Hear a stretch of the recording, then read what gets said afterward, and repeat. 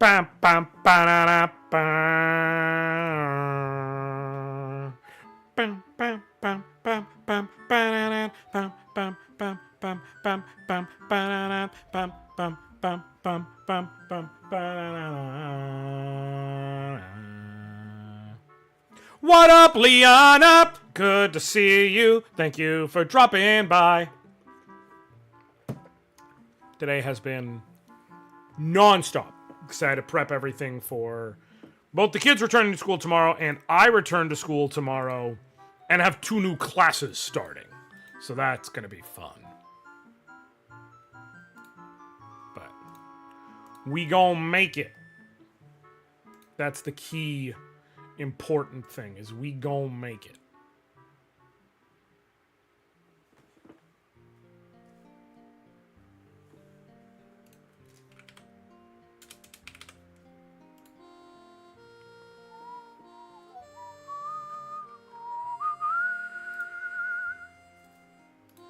But how are you doing? I was off making people cry at GDC. Well, you know, as you do.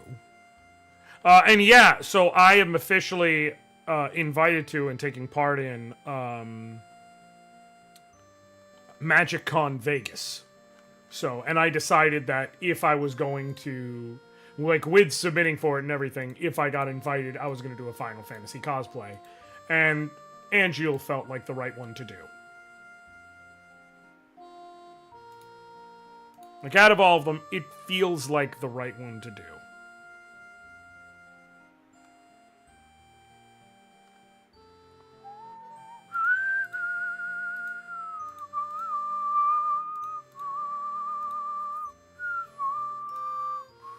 Very cool. So MagicCon Vegas is in June. It is June 20th to 27th.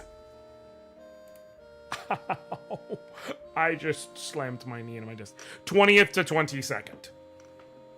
Yeah, so I am going to be there doing cool stuff, which is also the weekend release MagicCon that ties into the Final Fantasy set. So it will be hotter than... it's going to be the worst, especially for a guy like me. And I'm choosing to put myself in cosplay. Not a great combination. Very, very unbelievably stupid combination. But here we are.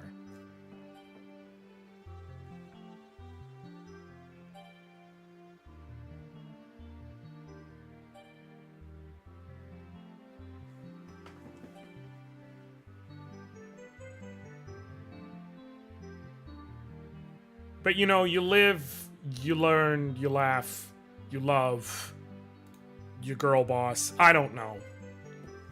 Gatekeep. You do things. Was in July or August. Yeah, that. And also, we all did get... Oh my god! So, when it comes to any sort of con stuff, something I picked up long ago is... and I will give big shout out to my friend Emmy, who will show up in here as Pixel Dust at times, who helped me game plan several of the things because of, prior knowledge. But basically, for like the 2-ish weeks leading up to a con, every day I drink a thing of Theraflu, and I also take an immune booster gummy that I have. And then while I'm at the con, in addition to all the other precautions, I have a little spray I use that you can spray in the mouth, and it like kills bacteria.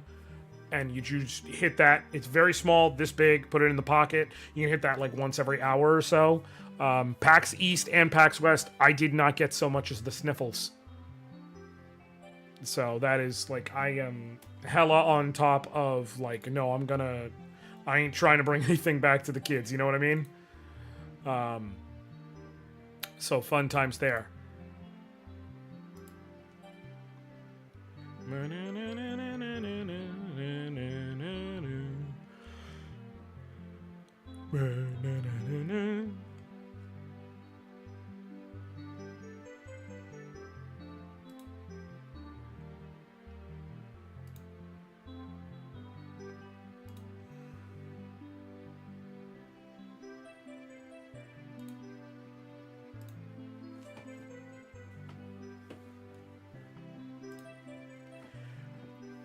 God, this is one of the best. Dire Docs is just one of the best songs of all time.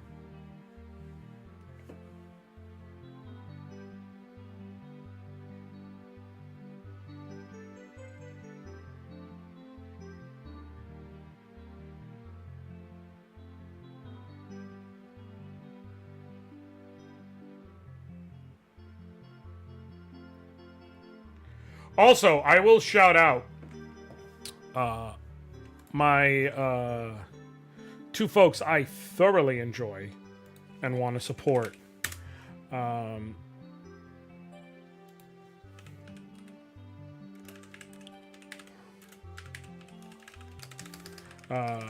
on, let me pull it up here so that I can make it easier. Okay. The Fun Factor podcast. Which is going to be a podcast starting via some buddies of mine. I will be putting the link in chat to their channel so that anybody going back and watching it will be able to see it. But it's Fun Factor Pod on YouTube, and it's going to be on all streaming services. My buddies Aiden Mower and Ty Shelter are starting a podcast. Ty Shelter he does plenty of nerdy shit too, but he's a sports writer. He's been in Vice, he's been in Wired. He's been in Vice and he's been in 538. Aiden Mower's been in Wired, amongst other things. And Aiden's just a super, super big fan of geeks. I actually have his book. He has a book called Fight Magic Items. The history of Final Fantasy, Dragon Quest, and the rise of Japanese RPGs in the West. The dude is just a lover of gaming and history and all that good stuff. And they're starting a podcast, and it's gonna dive into, like, gaming magazines. Like, the impact gaming magazines had on us years ago, the foundations they laid in gaming journalism, the stuff that still affects the prism through which we view it. I am actively trying to pitch them, like, y'all should have me on as a guest, because I have thoughts about that. And I literally pointed this out to Aiden when we were talking earlier. We were DMing. I was like, I have, and this is dead ass true, this wasn't staged. I have a stack of expert gamer magazines that I keep in my desk. Specifically because of this issue. I went and hunted this issue down a couple of years ago. This is the December 98 issue, issue 54 of Expert Gamer, which was formerly EGM, or Expert Gaming Monthly. And this one is the reason why I know about... Like, this was the one that gave me a bunch of stuff that I got into to where I wanted to know about Pokemon, as well as the reason I knew Xenogears was a game coming out, and why I wanted to get my hands on it. Like, so there was just something about this magazine that always stuck in my craw, and I got it with a stack of others that it came with. And like the other ones, there's some great stuff in here, as far as this one's got Chrono Cross and Ogre Battle 64. Y'all know my feelings about Ogre Battle 64, greatest N64 game of all time. This one has to do with, like, Pokemon Gold and Silver. This one has to do with Front Mission 3. Like, so I've been through all of them. I fucking love old gaming mags, man. Like, they just really are so dope. It's like a time capsule to go back and read them. And then, so yeah. So, if that's the kind of nerdy shit you get down with, please go give them a follow to listen to two dudes who are very good at what they do talk about that kind of shit.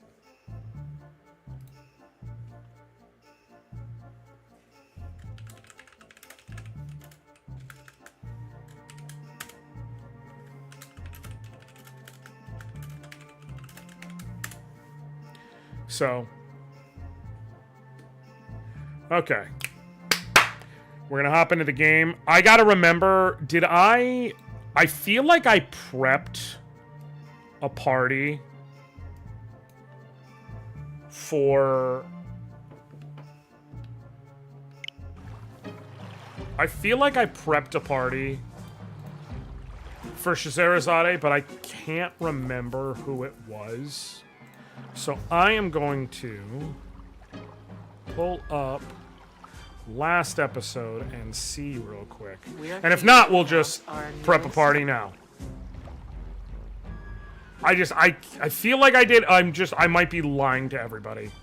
No, I don't think I did, actually.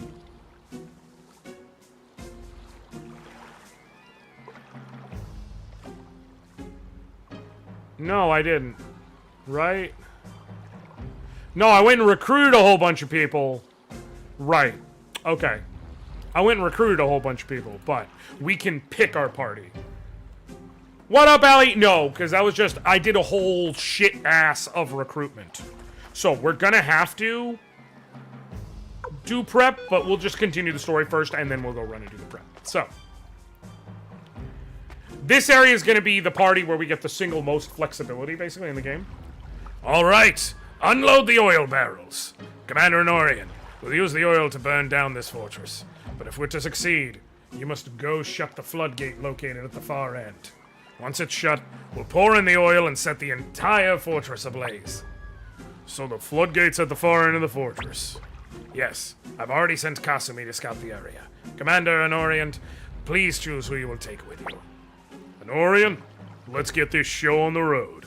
Victor forces his way in, and then we have all 4 remaining slots available, but Flick and Humphrey cannot take part. Anoriand, Humphrey and I will pursue the remaining enemy soldiers. Oh, and Liu Kang can't take part for whatever the fuck that's worth. I have my hands full tending to the wounded. So, we have 4 open slots, y'all. Here's the thing you've got to know about Scheherazade. This area has not 1, but 2 boss fights. So, we need, like, a team that can actually fight. They don't have to be able to fight right this second, because they may need to level up or whatever. But, like, don't give me the assholes, please. I'm actually going to ask for once. So, going through all the available characters, which is everyone available to this point, other than the ones who cannot be involved. Pawn, Cleo, Camille, Taiho, Kuromimi, Kirk. Oh, I need to call out ranges because my face is blocking them. Remember that we have Victor locked in as a short-range fighter, and we can have up to 2 more short-range fighters, unless, if we have more than that, someone has a rune that allows them to hit from the back row, like Valeria or Ronnie Bell, for instance. So, Pawn, short range.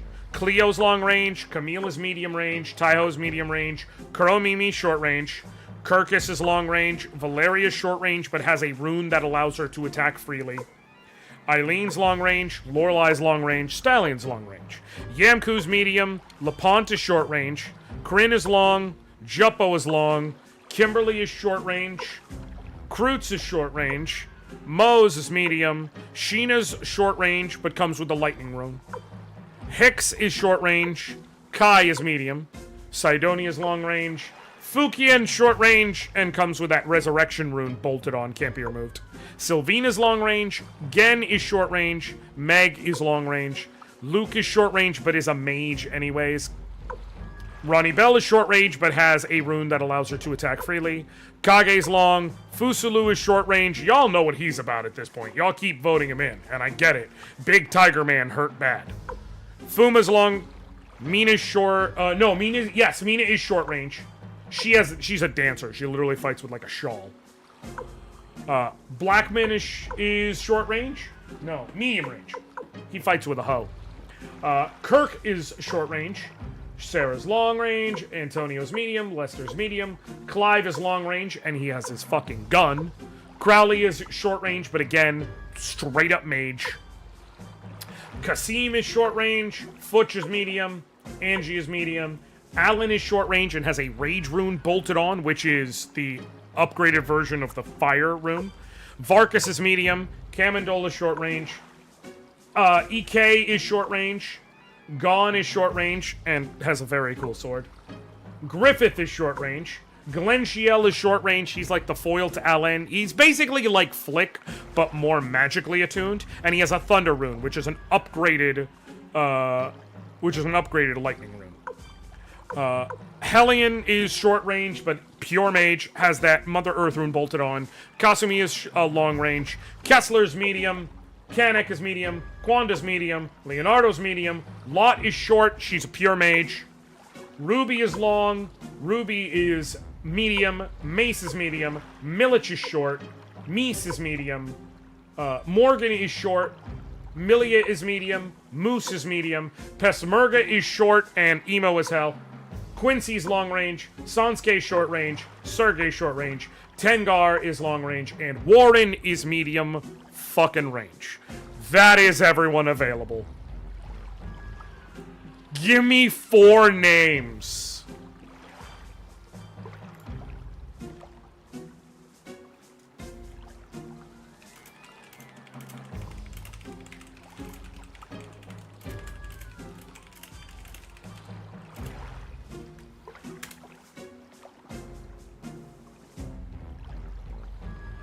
One for great facial hair. You know, I've never used him legitimately before. It would be my first time ever. So fucking sure. And yes, there's a character named Blackman. Oh, it's really, I'm sure it's Blackman, because he's not a black man. And he's a medium range character who just hits with his hoe. So.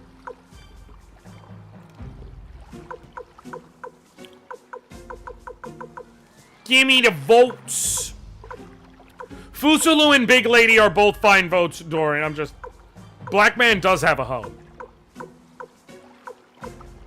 I'm just waiting to see more come in. But because like I said, I've never used Warren, so I'm just like, alright, fuck it, we'll use him. I don't know how worthwhile he's gonna be, but we'll use him.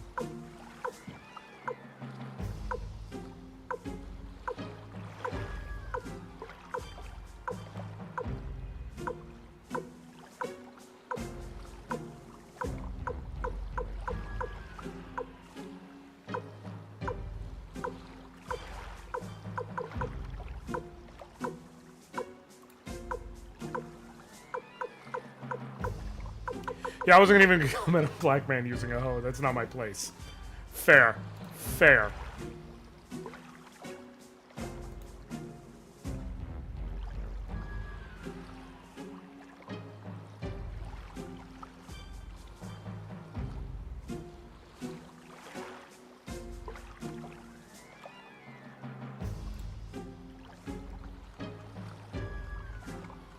I put in my vote. I can continue to vote, but I want to let others also. That's fine.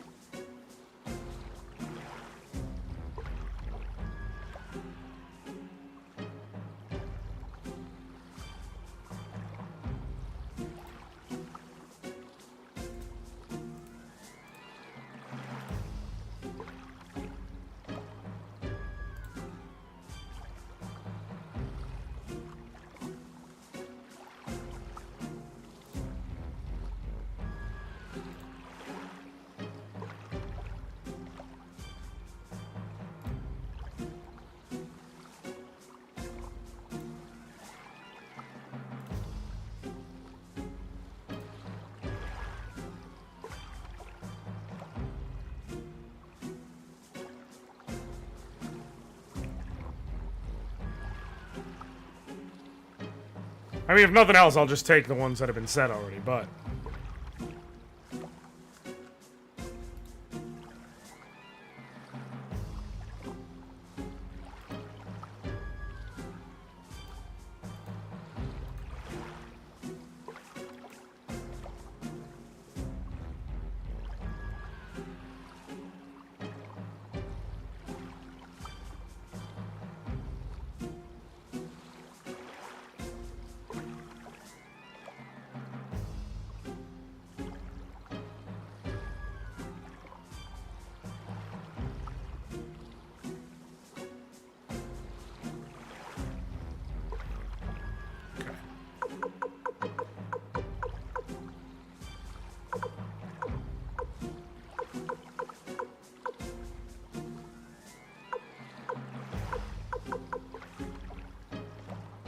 I keep forgetting Pesmerga's weapon is named Death Crimson, which is just such a good name. Clive and or Gon would be my other votes, because gun and because cute. Okay, we've got votes for Fusulu, Big Woman, which it's been a bit since we've seen Ronnie Bell, so I'll throw her in. And then the remaining votes are essentially for Fusulu, Clive, and Gon. So...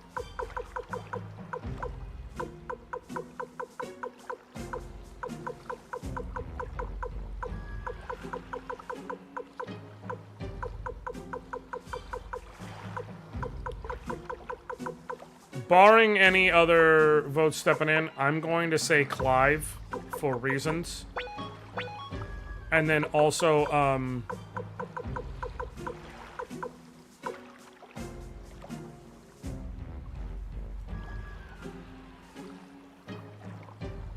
I guess Fusulu works.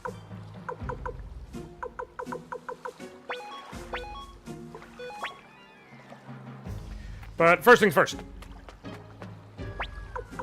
Alright, formation. Ronnie Bell. Fusulu. Alright. Get on the boat!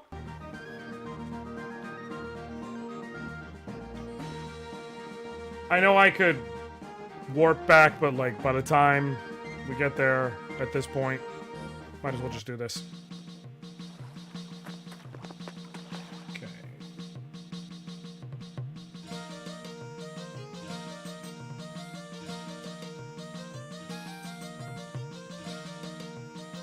Cool.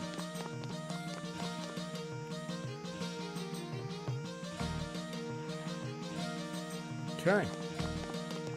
Alright, first things first, make sure everybody's good with armor, then the fun of weapon grinding.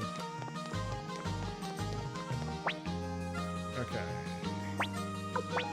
Should have made sure my shit was maxed out beforehand, but it's fine. Warren needs some new shit.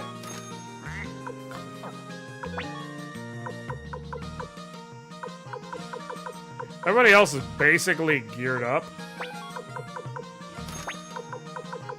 Except for maybe a couple of quick upgrades.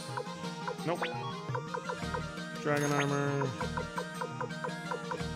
Already been Scott winged boots. Anybody need a shield at the moment? Nope.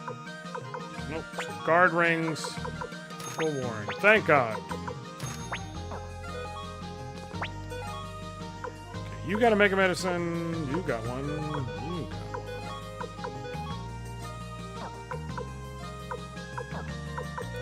Definitely need to make sure everyone's got medicine and not a small amount. In fact, I think I'll need to make essentially 2 trips in here.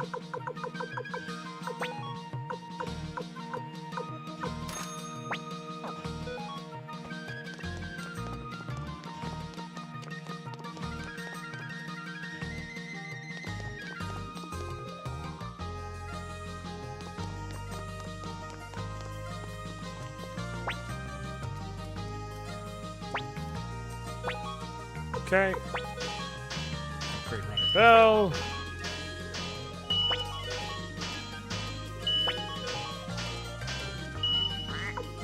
Upgrade Victor.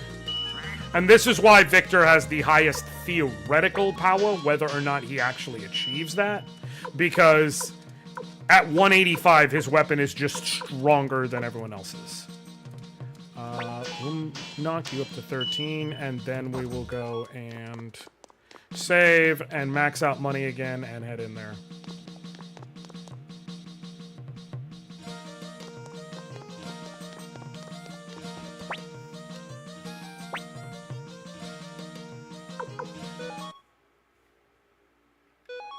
No.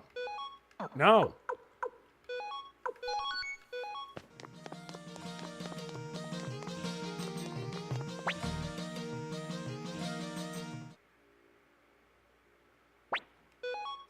Okay. Here we go. Money time. Because Warren is... I'm going to assume he needs his weapon maxed out to be anything close to useful. I also need to get a rune for him, I just realized.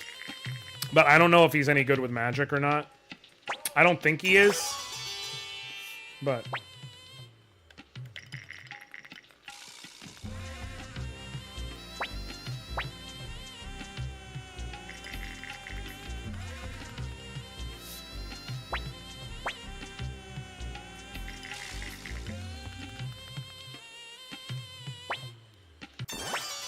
Damn, 1 off of 2.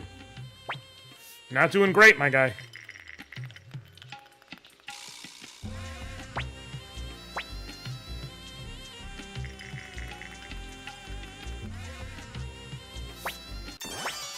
Alright, I'm okay with this. Obviously, I'd like if he starts throwing some 1-1-1s, but... or 1-2-3s. But I'm okay with slow and steady if I'm winning. Come on. Okay.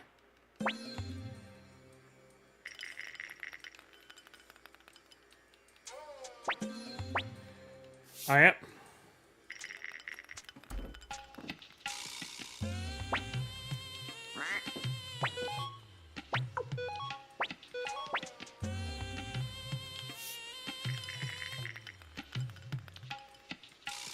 Okay. Come on. I know, riveting stuff, but essentially we've got to do this now, and then whatever we have to do for the last group in the game, and then no more, so... So for this game, so here's what it is. Yes, if you get 2 of one and 1 of another, that other one is your hand. And essentially, you want your hand to beat your opponent. However, there are 2 kinds of special hands. That is 1, 2, 3, or 4, 5, 6. And then Storm. 1, 2, 3 is a bad special hand. You automatically lose twice whatever the wager is. 4, 5, 6 is the exact opposite. You automatically win twice whatever the wager is. A storm is 3 of the same number.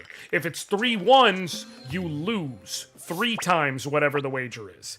If it's 3 of the same non-1 number, you win 3 times whatever the wager. 3 times whatever the wager is. And also, if your dice goes out of the bowl, you just automatically lose the hand.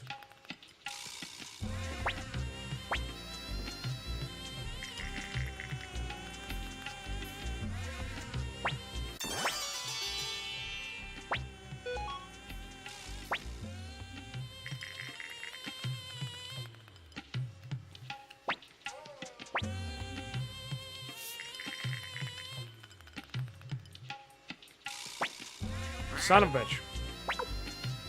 Yeah. Shinchi-Rorin is fast enough to figure out once you get it. It's basically, but again, the trick is you save right before you do it. And there you go.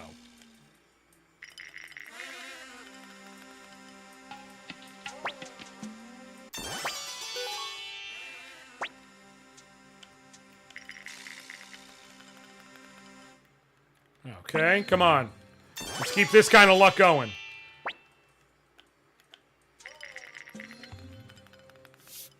One more. Just one more. One more auto win hand. Please. Please. No! Alright, give me an auto win hand. Or just let me throw a 5 or a 6. Please.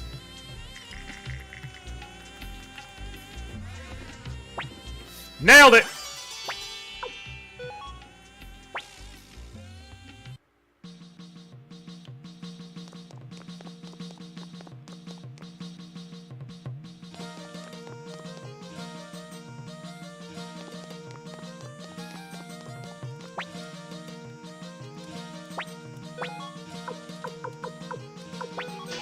Okay.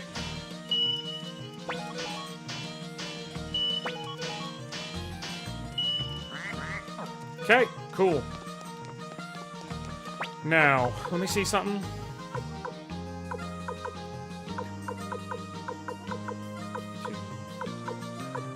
I don't think he's gonna have even remotely decent magic, so I think just giving him a killer rune is going to be the best bet.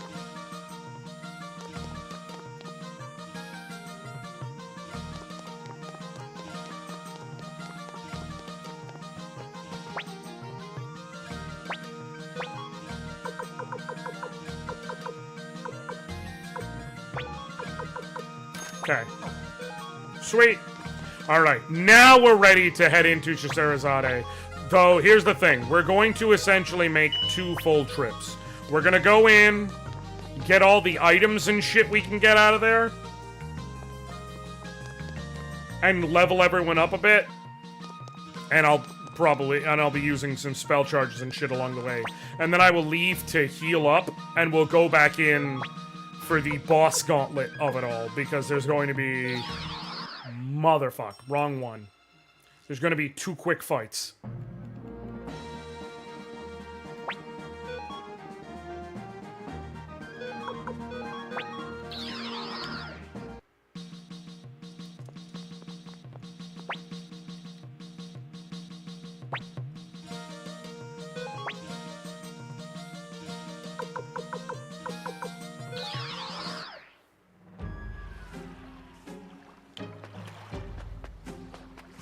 All right.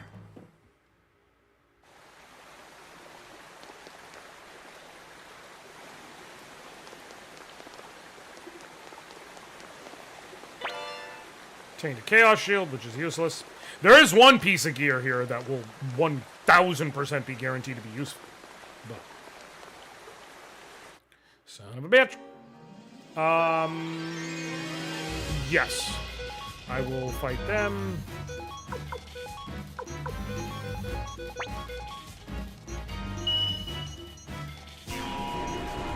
We're just gonna get rid of them.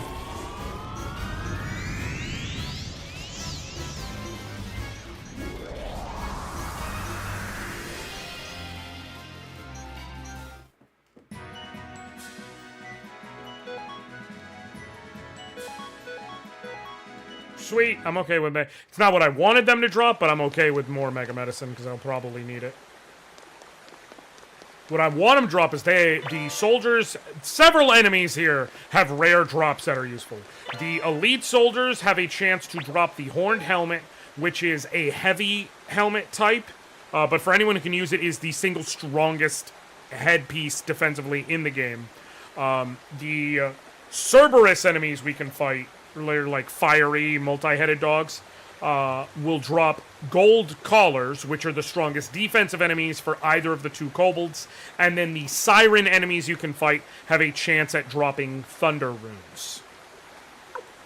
The Master's Garb is the best armor anyone can equip except for heavy armor characters who can get... Well, okay, there's 4 different categories of armor. There is mages, mage robes only, there is light armor only, there's medium armor, and then there's heavy armor. For heavy armor, the best one is the Windswept armor. You can only get one or farm them in Gregminster, the final area. Right now, there's Master's Garbs. For medium, you can get them... You can get this one now. You can also farm them around Moravia from Claybuster enemies. Or Rockbuster enemies, excuse me. There's Taikyoku Garbs, which are for light armor characters that you get one automatically, which we got at Moravia, and you can farm them in Seek Valley from Clay Golems. And then there, lastly, is the Master's Robe. We got one of those already for mage types. Master's Robe, not Master's Garb. And the Master's Robe can be farmed from sorcerers in the Lorimar region. But we're just gonna go with main character privilege. And give it to Anoriand.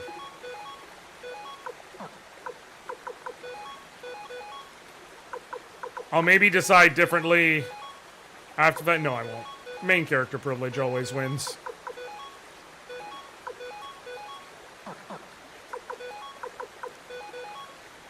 Compared to the dragon armor, it is 21 more points of defense, but it also has the benefit of it makes it so you increase the dex stat of the character, which increases their chance to hit, also increases their critical hit rate, and lowers their chance to miss or get countered by default.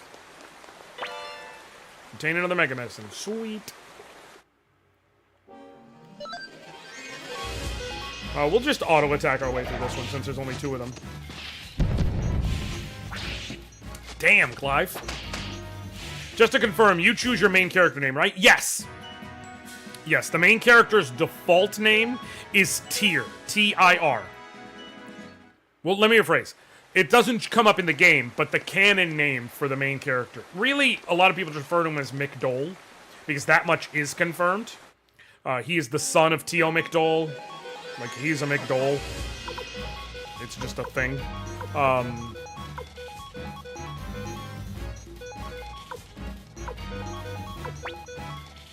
but his canon name is Tyr McDole.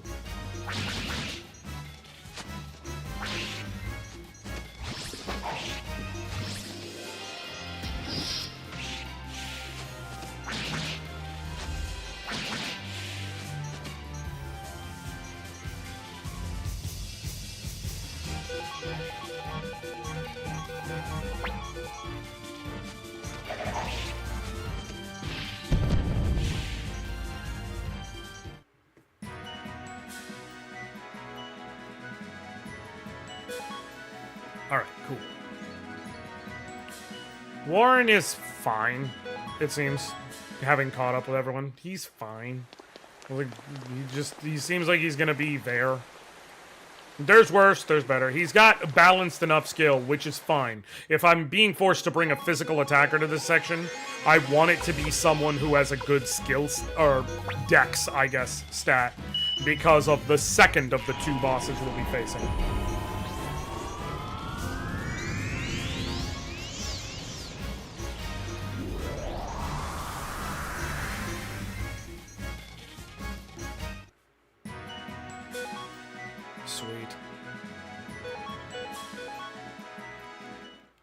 Spreading around the mega medicines between the people who are going to need them. Which is the front row guys.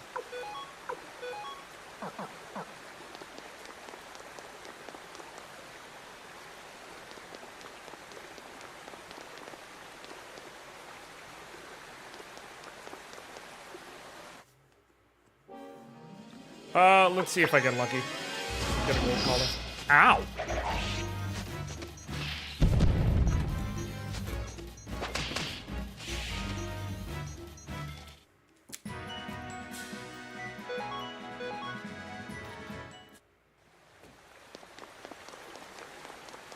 Okay. We're gonna run around here for a couple more fights. Partially to see if I can get lucky, get a horned helmet, but also because, I'm trying to see if I can level up enough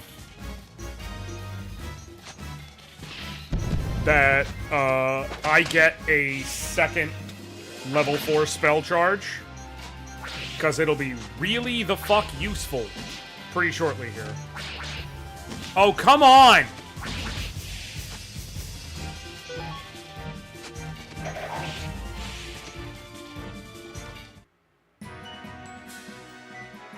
Sweet.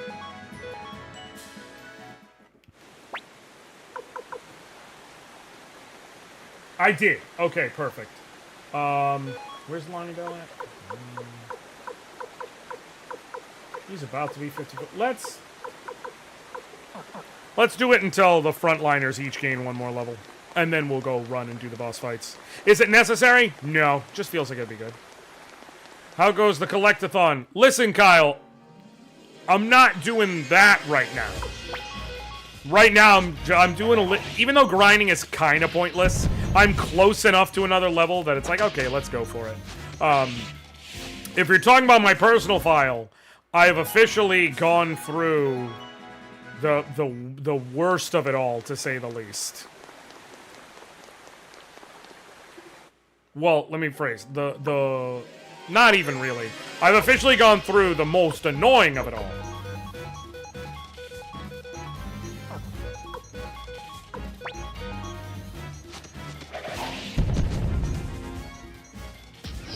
Hadouken! Ow. Which is the taking the time to get everyone's weapons up and get them to a certain gear standard and all that jazz.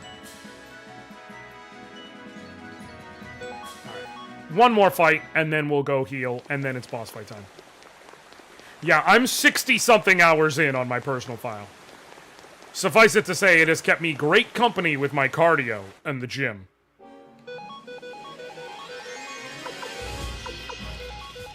And what's funny, storyline-wise, this playthrough has surpassed it. Because I'm right before Scheherazade in that file. I'm about to go to Scheherazade. I'm just finishing something I'm doing.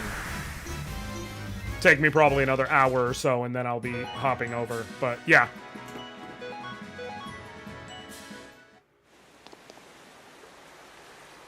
Okay.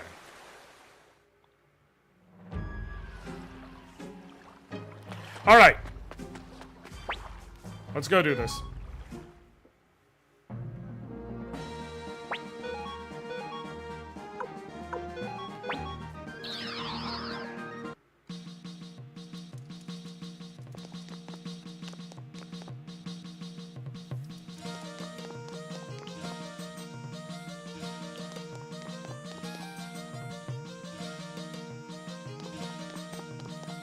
Okay, let's heal. And then sell the useless shit. And also I want to grab the dragon incense before I forget.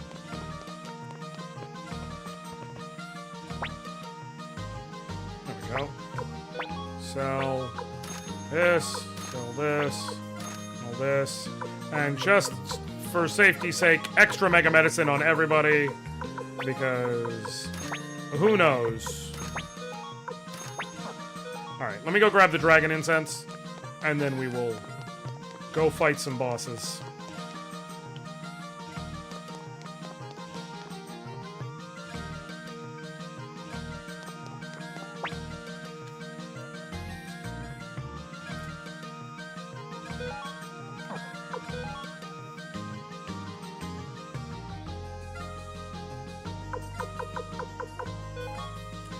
Victor will hold it since his whole thing is going to be on and off, unbalancedness. Hopefully, y'all pick some people who can use magic for the final dungeon. At least one person is guaranteed to have at least some semblance of magical capability, so... But I just say that mainly so I can show off some shit. Especially, like, spell combinations.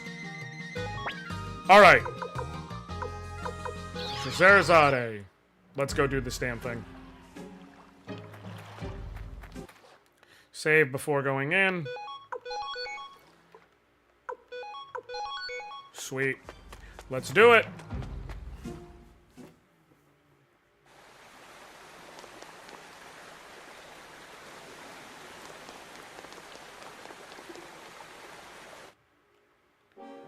Okay.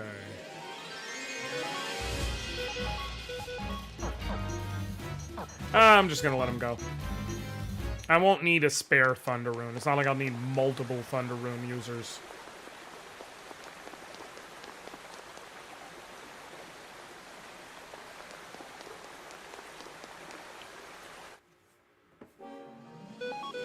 I will do this against them.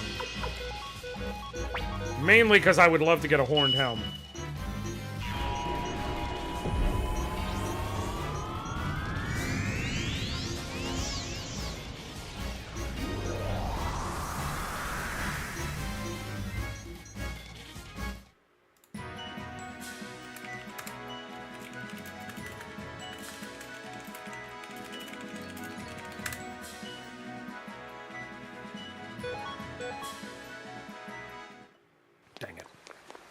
I didn't expect it to drop, but it would have been nice. Alright. Oh. I should handle this because there's a non-zero chance y'all ask for Dawn in the final party. There is a very non-zero chance of that. Victor has plenty of health, so I'm not going to sweat healing it just yet. Especially because of the nature of these boss fights, I will not overreact to a little bit of damage. Well, well, well. First boss fight against the Venus Shell. You have to be very judicious in how you handle the Venus Shell. The Venus Shell is not terribly dangerous offensively, but it has a butt-ton of HP. So, why is it dangerous and why you have to be judicious? Well, it's very simple. The Venus Shell is not too dangerous, but it has a butt-ton of HP, Except for that. That's the one attack it has that is actually exceedingly dangerous. But the point is that it's manageable. It's survivable. So...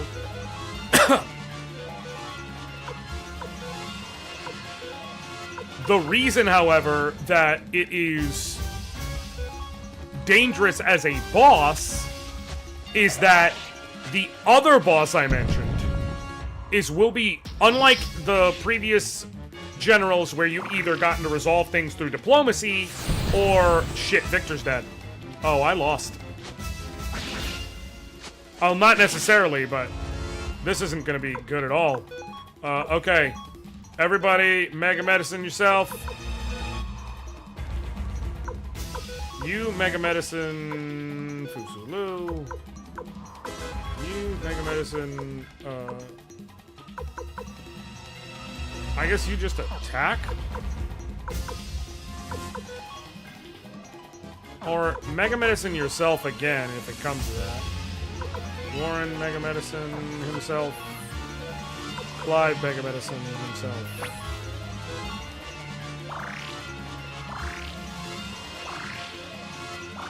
Perfect.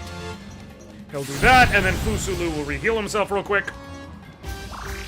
Okay, so this fight is going awful because his RNG has apparently decided to just non-stop fucking unload on me. Okay, Mega Medicine. Attack. Attack. Mega Medicine on self. Mega Medicine on self. Okay. So, what makes it dangerous, especially, is the boss will be fighting after this, is Sonya Shulin.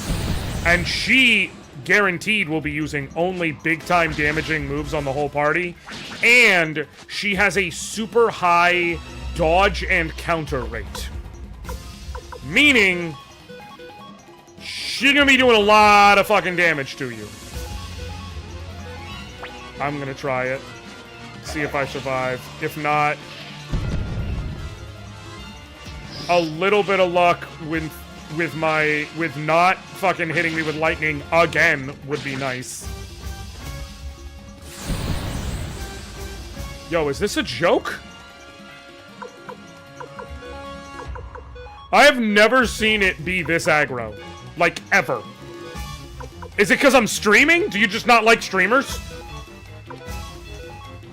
Is that what's going down?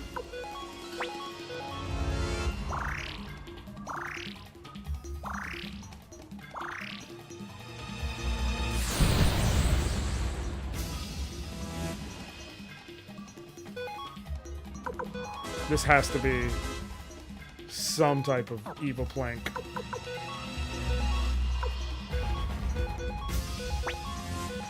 I'm gonna let myself die. If it comes to that. Oh, thank God.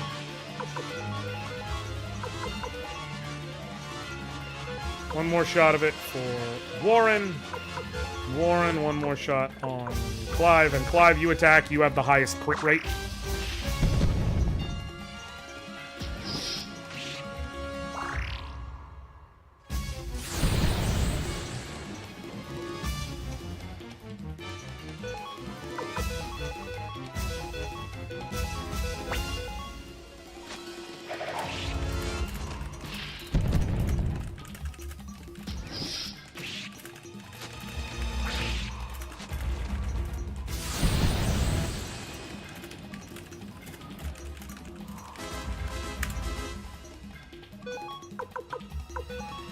Okay. Not doing phenomenal.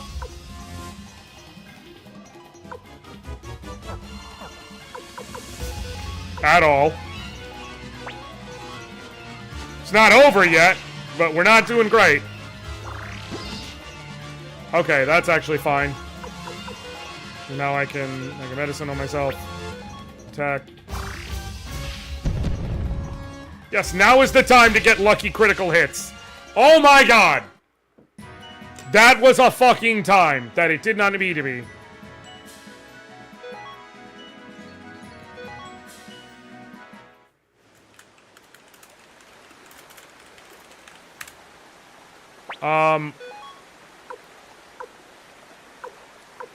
Okay, thank God. Because of how it worked out, it's weird, but... You have 3, you have... We're actually pretty low on Mega Medicine, but... I can give that to... Anoriand. Actually, give that to... No. Give that to Warren. And have Warren use his to heal Fusalu. And then there is some trickery I can do here.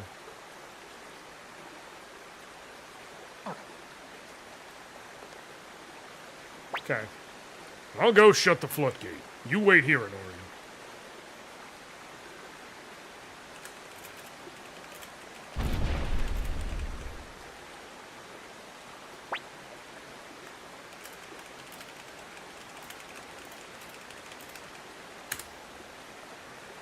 Oh, shit. No. Okay, we're good to go. Now all that's left is to escape. Then we can burn this fortress to ashes. But make sure you get the Thunder Orb. I mean, you can come back here, but, like, why waste time? Thankfully, as much as that battle was annoying, I've set myself up to where Sonya will be as survivable as possible. Now, we're going to defend. I should have set this up differently, but it's fine. We're going to Dragon Incense, we're going to defend, and you're going to Finger of Death one of them. Everybody just defend. Kill one of them.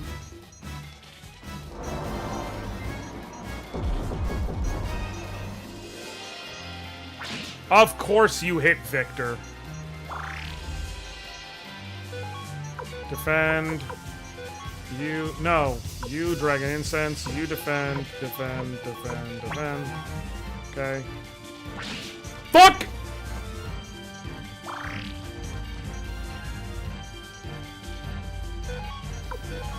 You know what? It's fine. It's fine. Because I will just use a usage of Mega Medicine. In fact, yeah, defend, defend. Oh, okay, that's fine.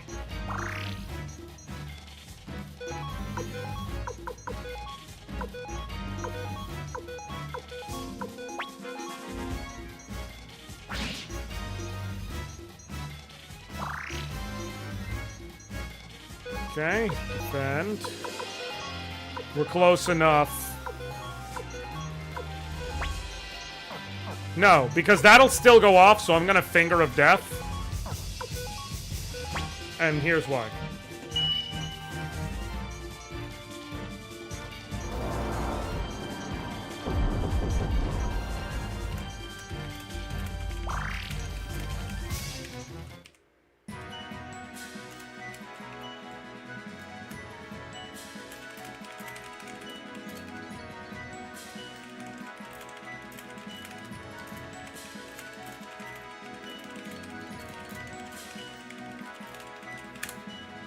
Okay. Good enough, state. I can essentially pull that same trick, but with more intention. I had to get everybody to, like, a certain basic level.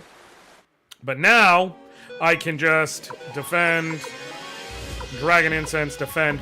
Because item healing actions still go off, I can just use Hell on 2 different encounters and have Victor quick pop Dragon Incenses. And this way we'll go into the next fight at full health, but everyone will have at least 1 Mega Medicine left without dipping any further into our reserves.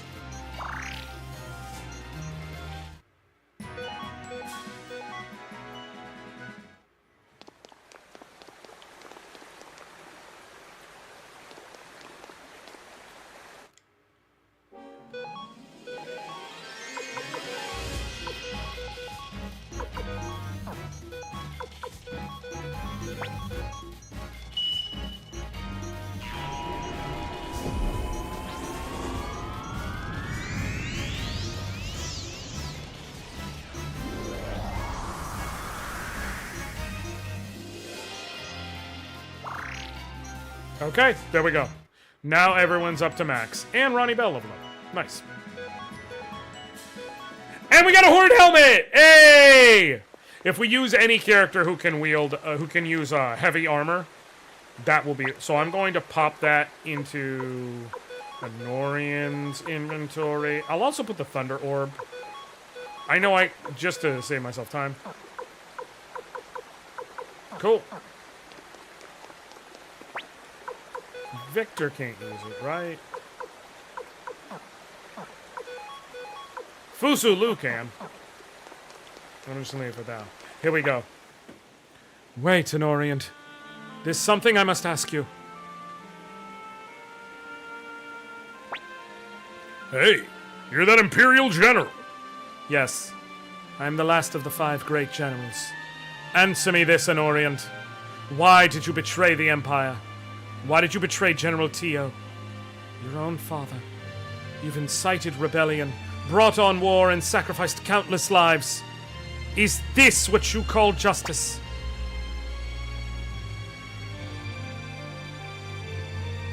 You've got it all wrong.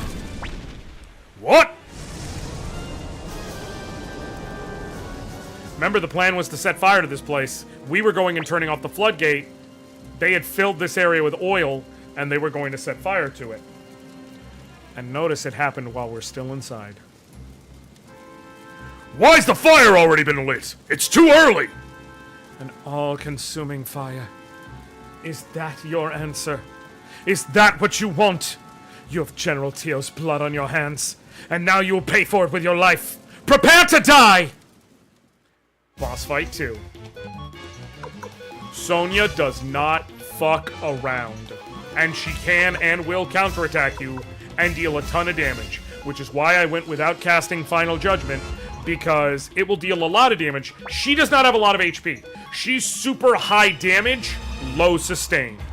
So if you can save magic shots and things like that to help bring her down quickly, it will pay dividends. Now here's the dirty little secret. I could have made both fights easier, because if you are very careful with your movement, when you fight Venus Shell, if you immediately are moving up as the battle is ending, you will just walk away, and you can go heal and come back, continue the story, and then without having to deal with Sonya fucking your shit up. But I like to make things difficult. Okay. You saw how she used one of her single target attacks, and she still did over 200 something damage to 2 separate characters because of countering and just how hard her shit hits. Nice. Damn! She is fucking up Ronnie Bell.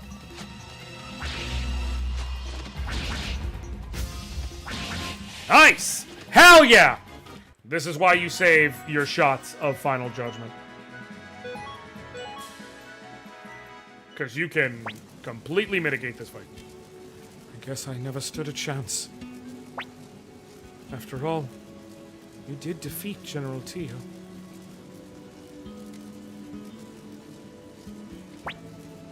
But I will not let you defile my body. I belong to the Empire, to the Emperor, and to General Tio. Stop! What are you doing? I'd never let a pretty lady like you burn to a crisp. Besides, I can see you got your reasons for what you did. Anoriand, we're taking the Lady General with us. Yeah, Victor's not gonna let her jump into a pit of flames. So, what went wrong out here?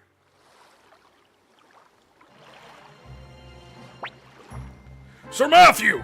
Hang in there, Sir Matthew! Sir Matthew. What the hell happened here? Are you alright? Sanchez! You bastard! Why did you stab Matthew? You set fire to the oil before receiving orders? Answer me, Sanchez! I'm sorry, Sir Flick.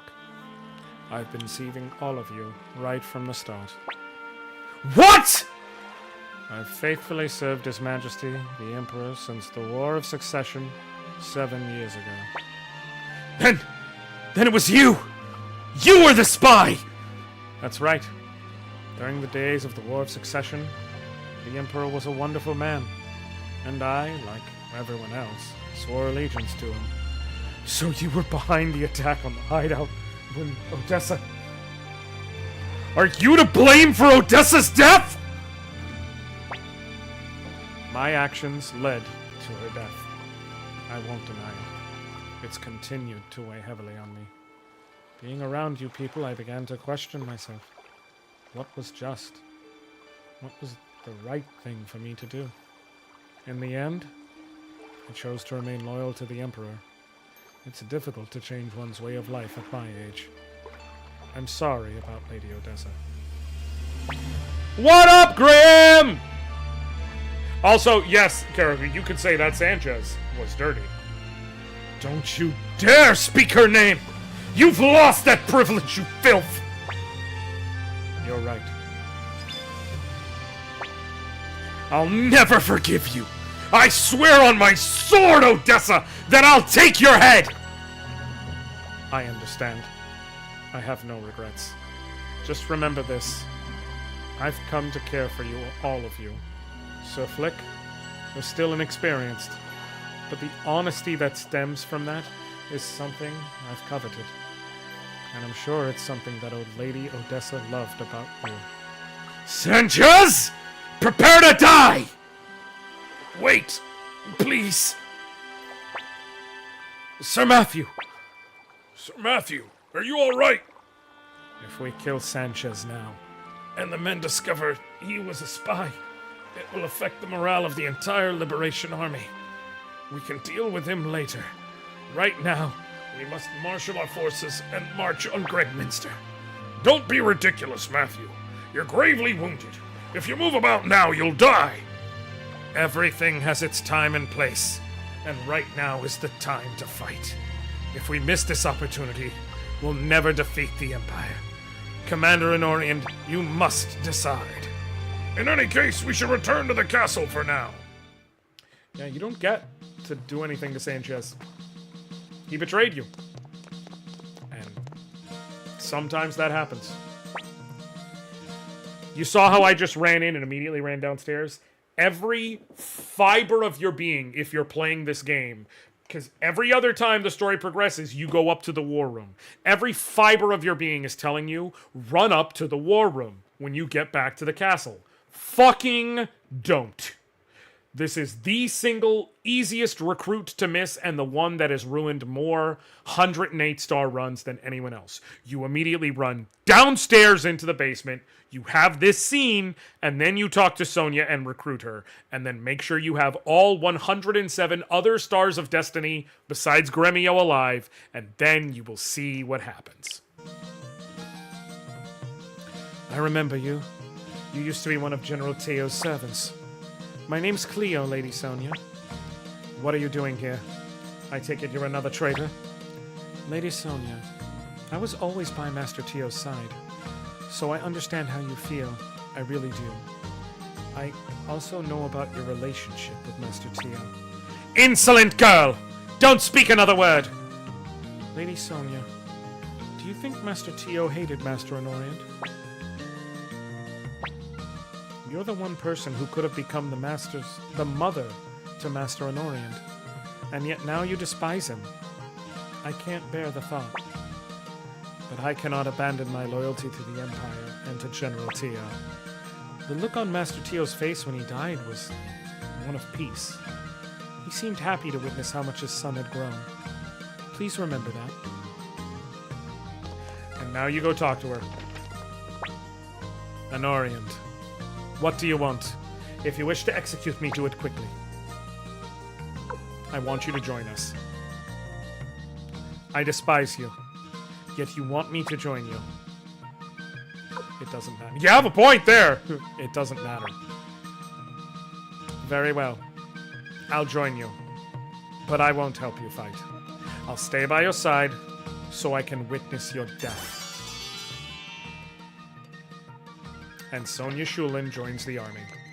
What's funny is if you go talk to her now walking around the castle, she literally is just like, Master, you know, whatever your name is. In this case, Master Anoriand, you look more and more like General Tio. And I'm like, where the fuck was the energy, with this energy before? So now we make sure we have Gremio's grayed out because Gremio is dead. But that everybody else is recruited.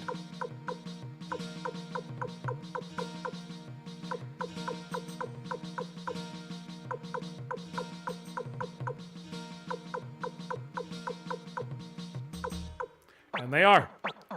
So now we're going to go save, and then we are going to continue. And this is why you fight to get the 108 stars in your file.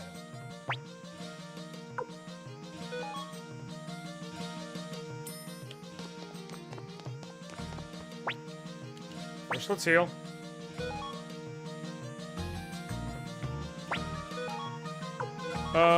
No, that's fine, that's fine, that's fine. That one I will get rid of. Because I'm gonna get a new one when I'm stocking stuff up, that's fine. And that one I will get rid of. Okay, cool. We're all healed up, so let's save.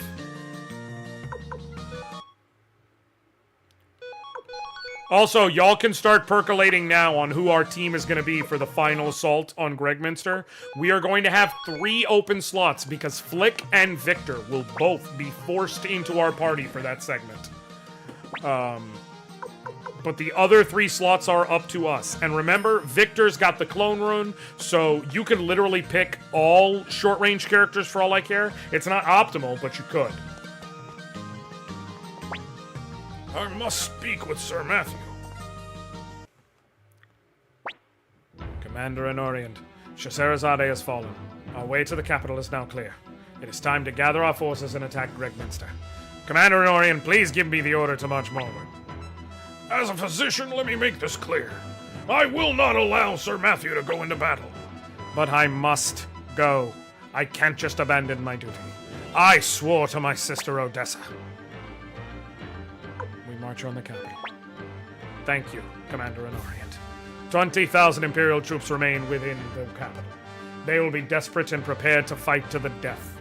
Please gather all the members of the Liberation Army. We must raise the morale of all our forces. And here is why you gather, everyone.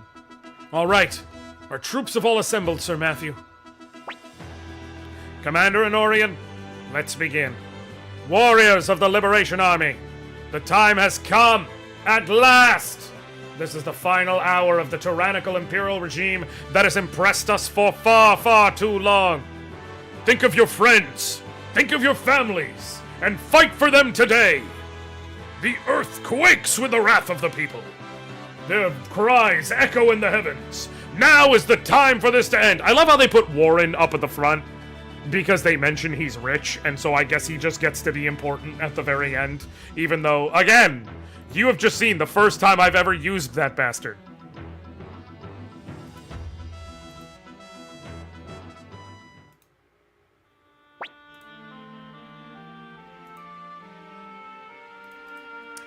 You have reached this moment at last, Anoriand.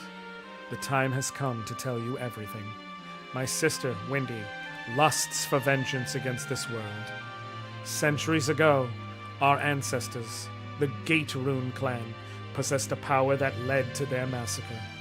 Wendy and I alone escaped using this power, the power of the Gate Rune. The Gate Rune consists of 2 runes, the front and back, or the entrance and exit. My sister possesses the front Gate Rune, and I the back. Our powers are 2 sides of the same coin.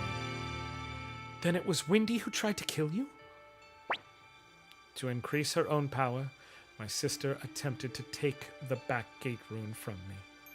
That is why I fled to Magician's Island. I set up wards to guard the gate rune and waited patiently, biding my time. I was waiting for someone like you to appear, Anoriand.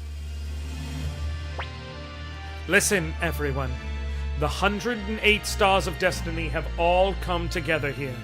You are all wandering stars, traveling freely across the skies. Yet you have gathered to this one place. Together, will surely be victorious. Now wait a minute, lady. You said there were 108 stars here. But you're wrong. We're missing one. Gremio. Anoriand, I will show you the power of my gate rune. Warriors of the Liberation Army, members of the 108 Stars of Destiny, quiet your hearts and think of your friend. Let the dimensional gates open, unite the hearts of the 108 stars, and bring him here to us. Oh, I don't want to die here. There's so much more to do for the young master. That's right, I left the laundry hanging, and I need the ingredients for the stew and... Huh? What? Gremio! Gremio! Cleo! Pawn! Young master, You have witnessed the combined power of the Gate Rune and the 108 stars, but this will not be possible again. That's a true story. You have just witnessed the one time in all of Suikoden where they just revive a character through runic magic like that in the story.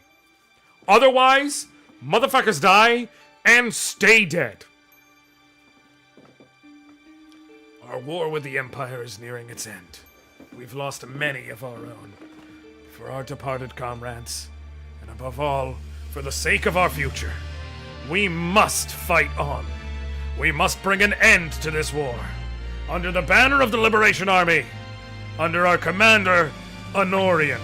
Are there any recruits in this game that are not part of the stars? No, Frankie. In all of the super... So there are... In Suikoden 2... There are recruits you can get who will like be a part of your army on a more or less permanent basis who are not part of the 108 Stars of Destiny. Notably, I should say, you can recruit some animals, and the squid Rulodia, or the octopus Rulodia, and the child of the two octopuses, because Abyss Boa can be a Star of Destiny, but Rulodia can't, and their child Chuchara can't. And also, there are 5 squirrels you can recruit, but only one of them is a Star of Destiny. And also, there is a secret character you can recruit by porting in your save data from Suikoden 1 to Suikoden 2, and that one is also not a Star of Destiny. I was about to get there, Ruru. What I was going to say is, in this game, Sanchez is kind of weird. He exists in the castle, and he does allow you to change your party, but there is never a box that pops up that says Sanchez has joined the party or anything along those lines. And if you pay attention to the Slab of Destiny, he is not on there. I actually noticed that the first time I played this game as a kid, because I was going through and seeing everyone's listings, and eventually I looked, I'm like, wait, where's Sanchez? Because I was trying to look at all the people who are non-player characters, just to see if there was anything for any of them. And so I noticed that as a kid, and I didn't even really spoil, but I was like, that's weird. I wonder if there's a reason for that. And then when he's betrayed us, I was like, you son of a bitch. I knew it. But yeah, so Sanchez exists like that. Thank you, Ruru. Good point. But other than that, by and large, the Stars of Destiny are all your recruitable characters. There will be corner cases here and there where there are characters you're allowed to use that are not Stars of Destiny, but they are few and far between across the entire series.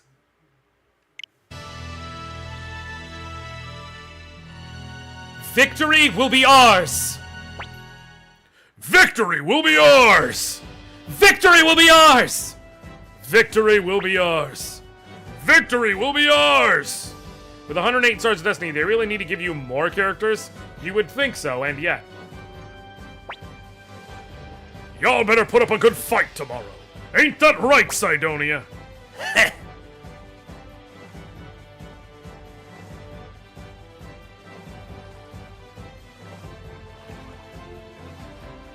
I never played these, so I was curious, since I hadn't really seen it happen as you played. Right! That's why it's a very normal question. Like, it's a fair question. There are some games where what is more likely is what they have done, for instance, in Suikoden 2 as well, which is having you can recruit this character or this character, but not both, and either one takes the spot of a star. So, like I said, there are several large-size animal characters in Suikoden 2. There are 4, but you can only recruit 2 of them because of the nature of the game, and you have to pick which 2 you want. Come on! Mend what you can mend! This is our final chance!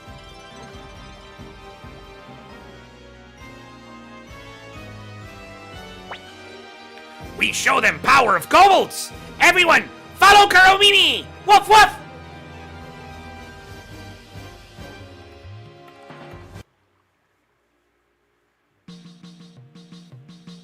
And now my party is empty, and this is where we can resume the game. I'll handle figuring out, like, upgrading the party and everything after we get into the next area. Oh, Kuromimi is such a good boy. Commander Anoriand, this will be our last battle. I await your orders. All right. Advance! Understood.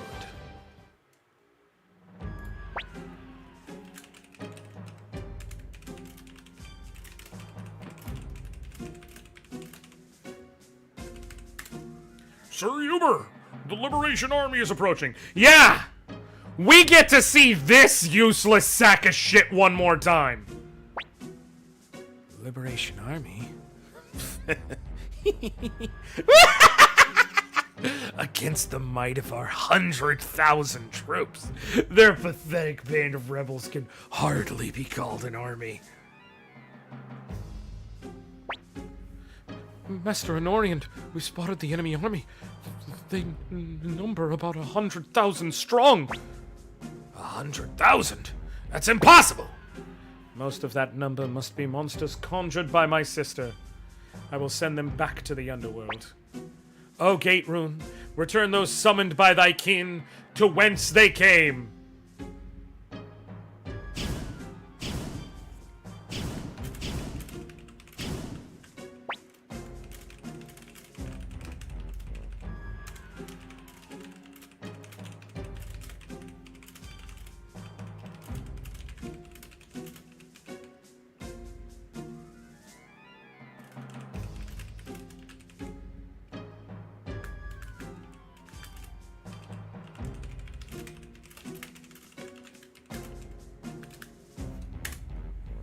Sir Uber, the monsters, they're vanishing.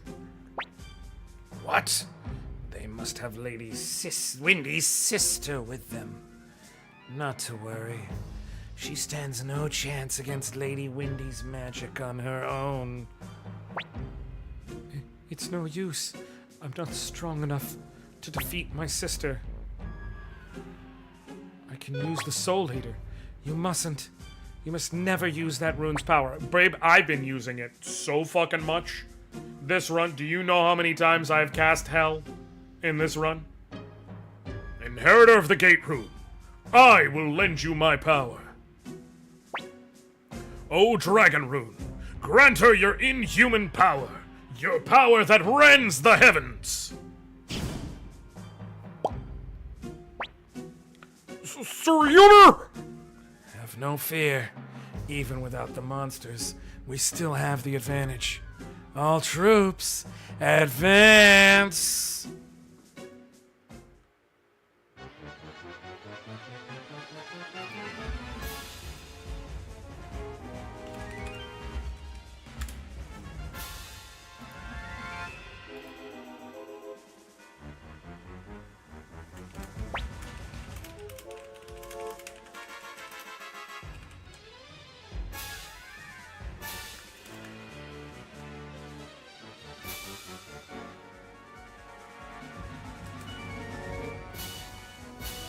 Scum!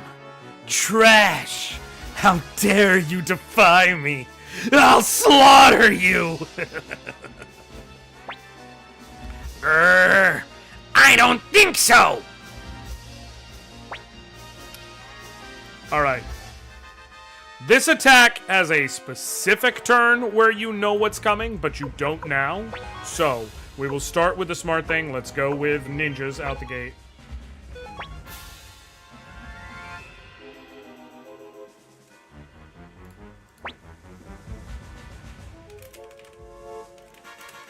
A charge attack, got you.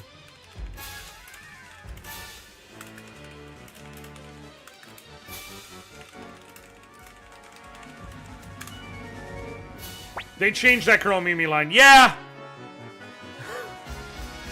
What was the original? It was... Oh, God. What is the original line? It's gonna piss me off. I know he says woof. And he just straight up says woof, and it's great. But I'm trying to remember, and it's bugging me. We'll go with Children of the Runes, because they're gonna charge right into this. And y'all die. No way, Wolf. Thank you, Ruru. I was like, I knew the wolf, I just couldn't remember the no way. Alright, we will ninja again. On the third turn, they're guaranteed to use Uber's charge, so I don't have to use ninjas on that one. The enemy is planning a magic attack. Bow time it is.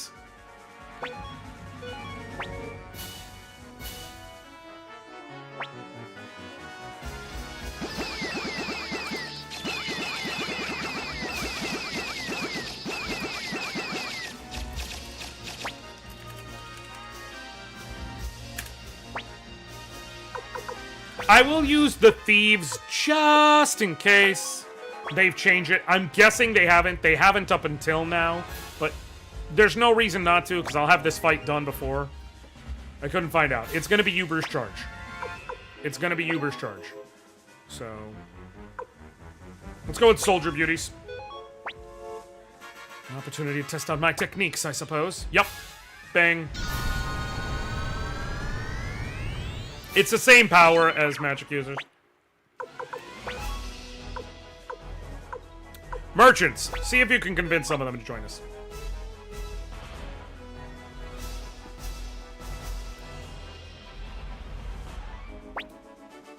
Afraid I failed. Nope. Okay.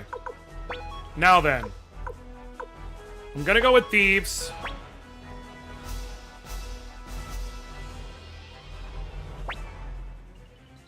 Motherfucker. Okay, they can literally possibly be using any one of their possible attacks. Here's the thing. If they use magic and we charge, it'll suck. Excuse me, if we charge and they use magic, I mean, it will suck. But if so, there's 40% chance they charge, 40% chance they use magic, 20% chance they use bow. Charge works against bow, works against charge. Doesn't work against magic. Magic works against charge or magic, doesn't work against bow. So that's the smart choice. It's got an 80% chance of working out. So I'm just gonna go for it. Motherfuck! Just don't let anyone die. If they do, I'll just reload the save. Okay, we're cool. I'll try one more time with thieves. And save my ninja for the last round. Mission what is 2 grand right now? Let's use magic again. Hell yeah. Okay, cool. And ninja to guarantee the final shot. What I'm assuming is the final shot. Let me rephrase.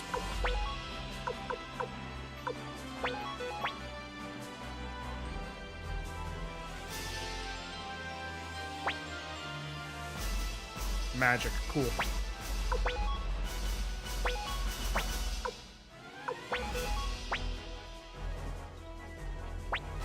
This isn't even any of my business, but I'll still shoot anyone who gets in my way. Spoken like a true gunner. Alright. Fuck it. Let's just charge in.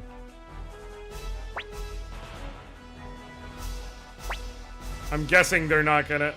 Who knows? Whatever. Fuck it. I'm charging. With the knights. Actually, with the commander's team, because it feels apropos. Let's finish it.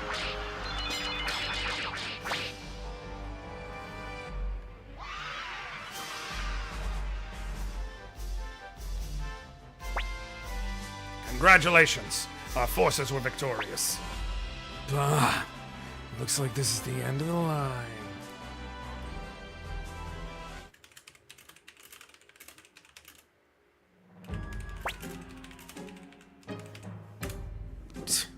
This is it. The end of this empire. Oh well. I have no regrets. And Uber just fucks off. He shows up, causes mayhem, and fucks off. And he does that repeatedly throughout the series. Commander Anoriand, looks like we're just in time. I am Hanzo, head of the Rokaku Ninja. We've been hiding out in the fields waiting for this moment to arrive. Chief Hanzo, you're alive! As you can see, but I had to keep it a secret. Forgive me. No, don't apologize. You've come a long way, Commander Anoriand. We of the Warriors Village are here to stand with you. It's been a magnificent battle, the likes of which we've not seen for a long time. If only our father, Cliff the Crusader, was here. Hey, Anoriand, we don't have time to listen to this old geezer prattle on for hours. We gotta storm Gregminster.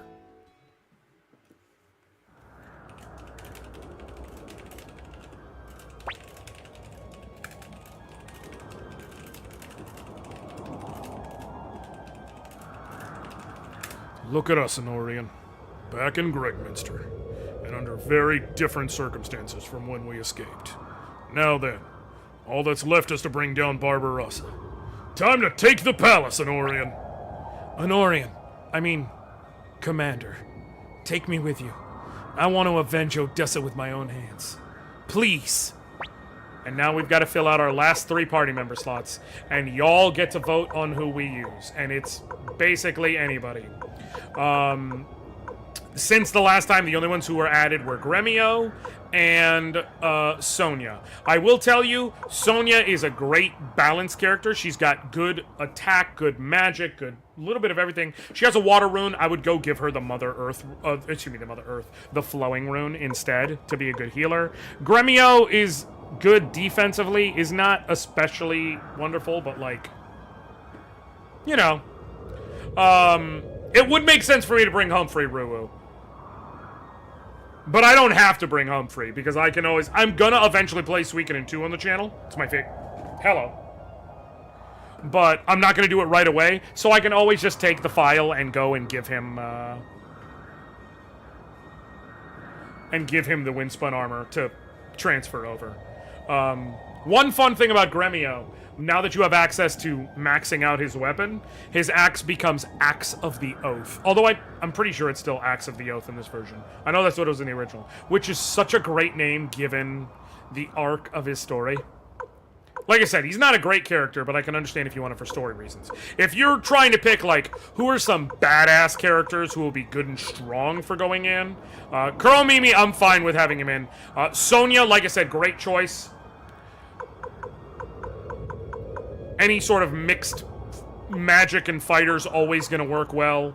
Fusulu's obviously good. Pesmerga's good. Crowley's a great mage. Ruby's good. Clive is good. Where the fuck... Did I pass him and I'm just not paying attention because I'm talking? Yes. Okay. Yeah, I can put in Kuromimi. Does Gon have the other, have the gold collar that I got? He does, so I'll need to get that from him.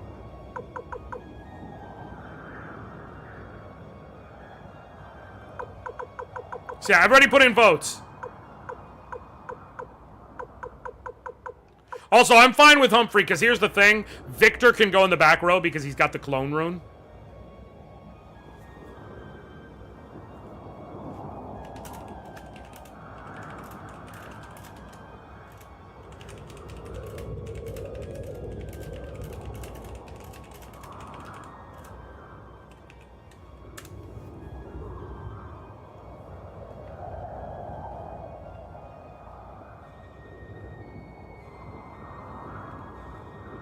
Crowley, fair.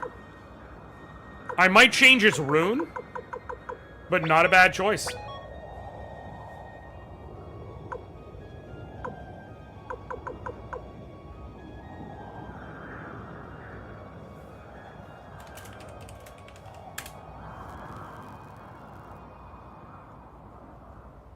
Are we gonna go with Humphrey for the final slot? And have everyone be... Now again, what we would do is Flick, Curl, Mimi, and Humphrey would be the front row. Victor would be in the back row and would just be given a bunch of healing items so that he would alternate Clone Rune and healing. And Crowley's a mage. He's not doing shit in the front row anyways.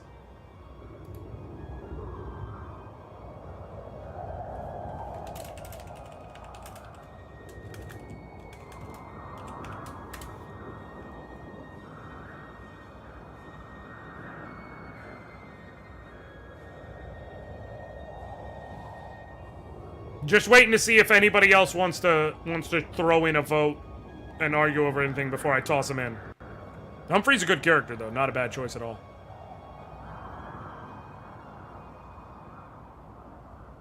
I think I'll give Crowley...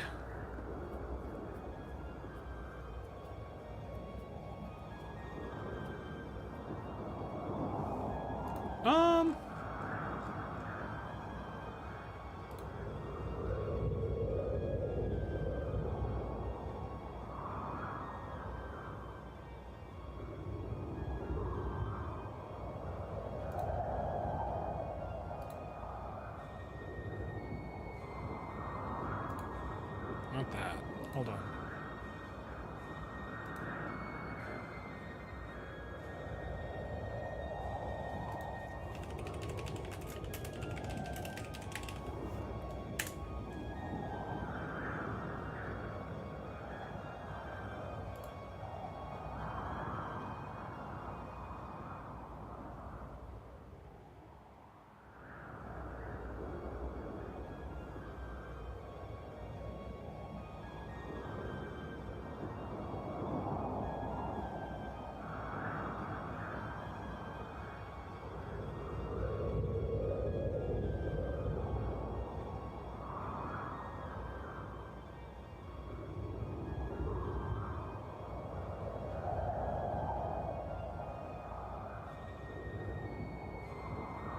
Yeah, I think I'll actually make Crowley a healer.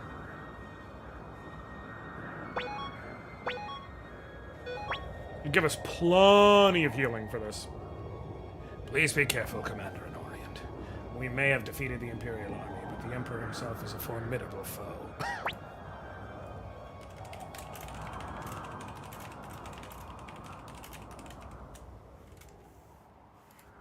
Sir Matthew, you mustn't strain yourself. Being outside will only worsen your injuries. Please, Anoriand, finish what my sister, what Odessa started. Alright, believe it or not, the shops are still open. Which is convenient. I'm gonna load in healing and shit in a bit.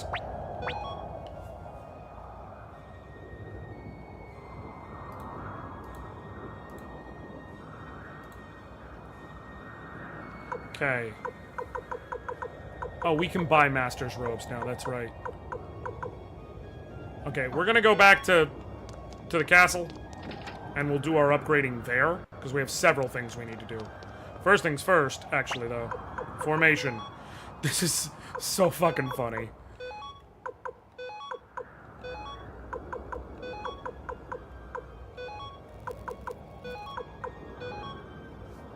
Capitalism finds a way. It does. It does. Truly.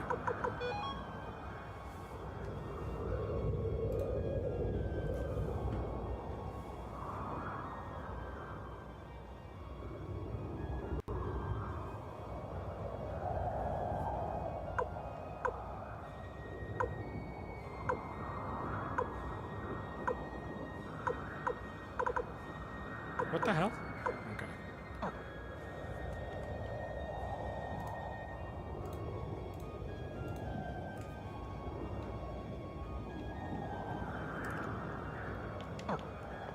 The hell? Okay, my controller's just acting a bit foolish, but it's fine. Can Curl Mimi equip the horn helmet? He can. I'll possibly give it to him. So Curl Mimi, fled up. Okay, cool. Yeah, I'm gonna swap the Cyclone rune out for a Flowing rune.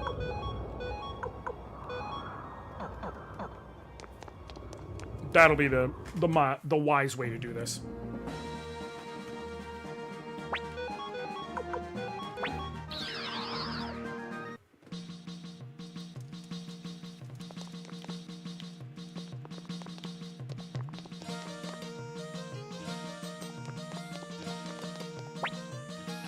The elevator. All right, let's go sharpen weapons real quick. Also, let me go grab... Need something for my vault? Yes. We're gonna strip Gone. Wait, let me see. Gone for sure. I'm just trying to see if there's anything else I give a shit about that's on someone else's equipment.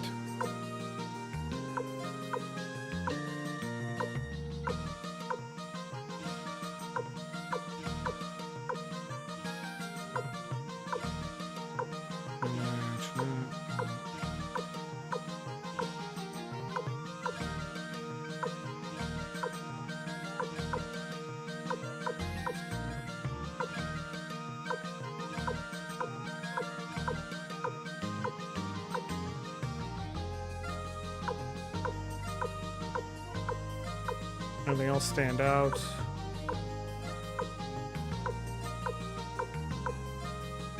I know I passed Gone, I'm just trying to see something.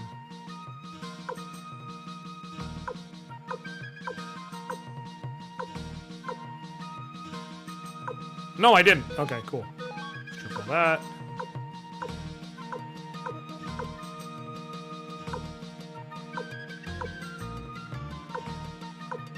No.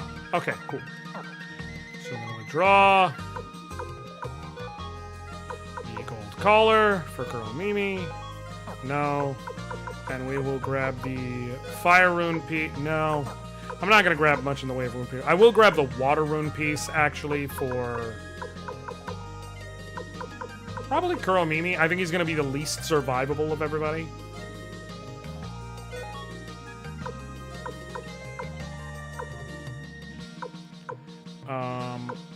I'll grab the Mega Medicine for Victor because it's free, why not? And then I'm gonna grab the Flowing Orb for Crowley.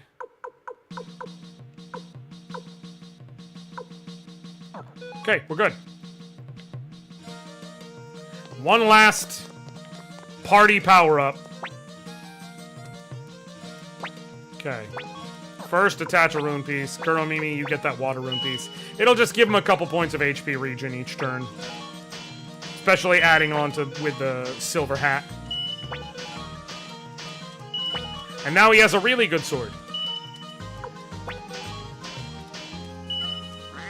And sharpen the Masamune. They're all good, they're all good. I don't have to sharpen Crowley's weapon. It's worthless. But I'm here. So, why not?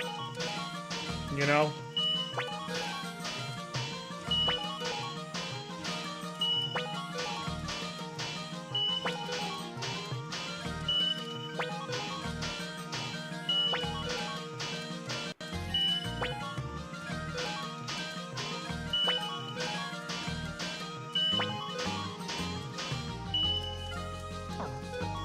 Okay. Like, we're going in. At the very least, it's interesting the name of Crowley's weapon change. Exactly. And it's like, you know, it's for fun. We're in the end of the game. What the fuck else are we doing, you know? Attach the Thunder Orb to Flick. And attach the Flowing Orb to Crowley. Okay. We're gonna sell the... one of the silver collars for sure. We're gonna sell the Lightning Orb. I might as well sell the Cyclone Orb. I don't need it, and it's not like it's gonna transfer. Okay. Full helmet, but he got a horned... No, he got the horned helmet. That's why. What? Or he's gonna get the horned helmet, I think.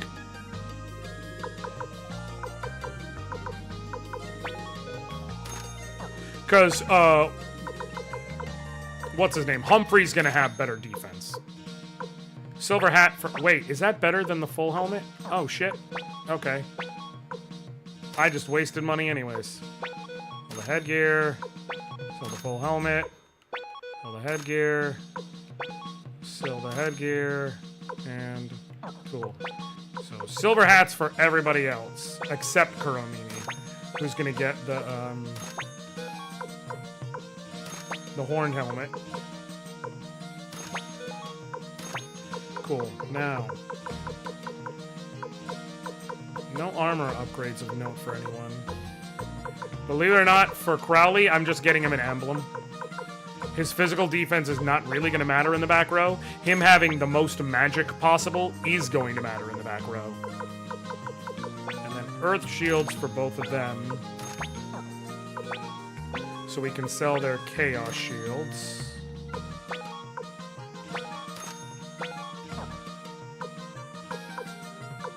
Cool. Get everyone as equipped as they're gonna be. Wait. Give him the horned helmet. Dragon armor. An earth shield. The gold collar. And the silver collar. Gone. Flick. Silver hat. Dragon armor. Earth shield. That is the one item where there is no drop or anything to note. There is no better shield than the earth shield. So that thankfully is the, with so many of the items in the game, in order to get the best items, you need to go hunt them down. The one exception is shields. You can just buy the best shield. Which is fucking nice, by the way.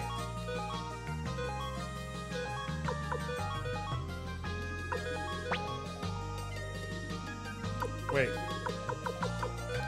Like, it just Are you kidding me? It's really nice to just have it.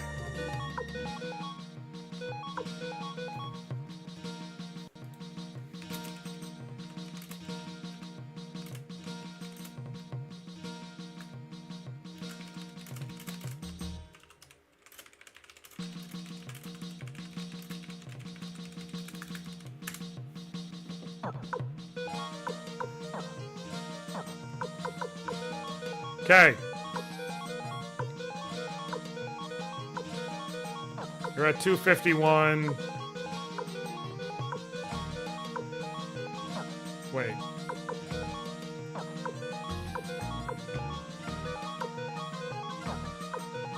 Wait, you might actually be better. No, didn't think so. Although Kuromimi's not as high a level, he might end up being the one, like, him and Humphrey might end up switching their armor before all is said and done.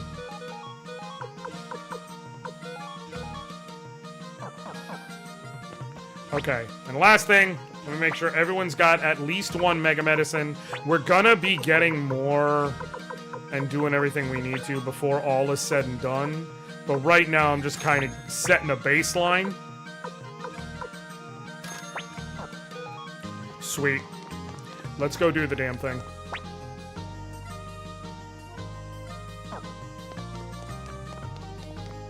All right.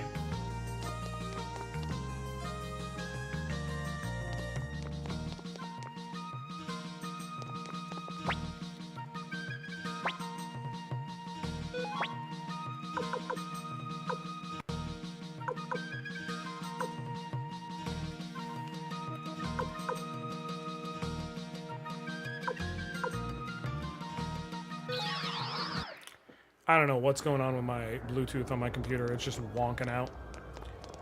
Also, listen closely in the background. This is... What I love about this is there's the sound of wind and of emptiness. But the music is there.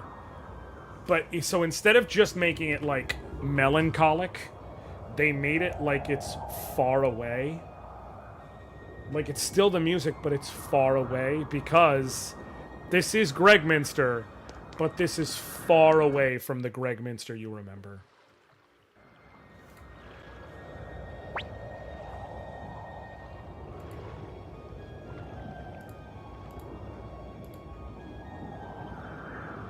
It's been a long time, Master Anoriand. You? I remember now. You let us go at Quaba Fortress, despite our piss-poor acting. Indeed. My name was Stolterheim Rheinbach III, if I recall correctly. Oh, come on! So, what do you want? We need you to step aside. I'm afraid I can't. I'm an Imperial general, after all. Don't you get it? The Imperial Army's finished. Stand aside. I'd hate to kill someone I owe a debt to. If the Imperial Army has fallen, so be it. I will not betray Emperor Barbarossa. I, Einguide, swore an oath of loyalty. If I were to betray him, who would he have left? Now, Master Anoriand, if you wish to go any further, you must do so over my dead body.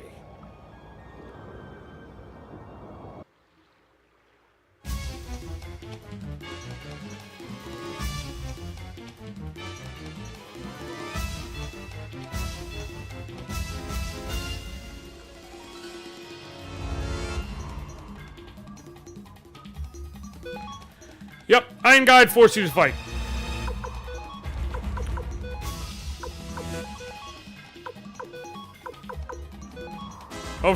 Over your dead body. Shame.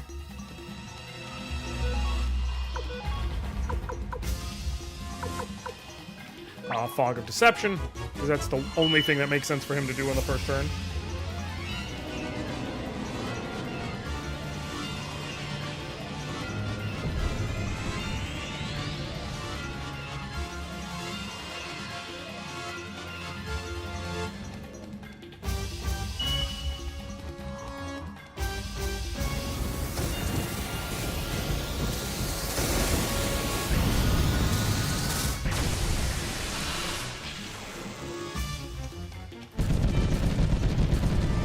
Ow. Well, Colonel Mimi's not doing great. Is this the only one they remastered? They remastered 1 and 2. Both come together in the set.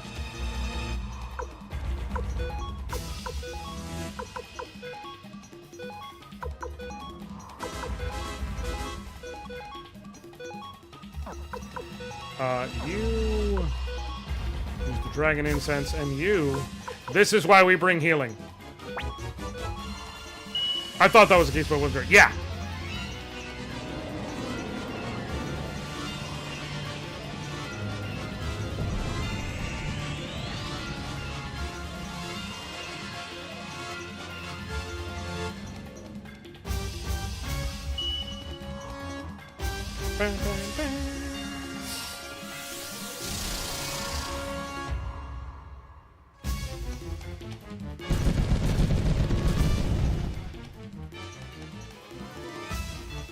Oh, shit. This fight is a lot harder than I remember. This is hard mode, but it's a lot harder than I remember. I didn't save before this. Please kill him.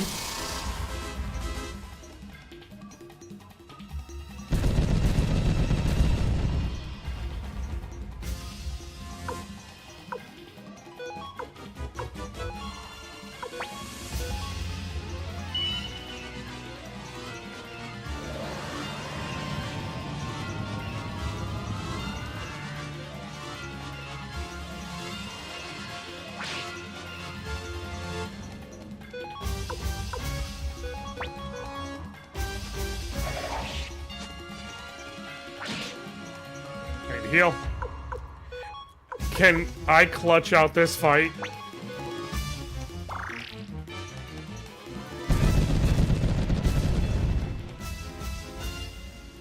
I'm actually better off against magic than I am his physical attacks. Like, I can dodge his physical attacks, obviously, but I mean if I have to take the hit.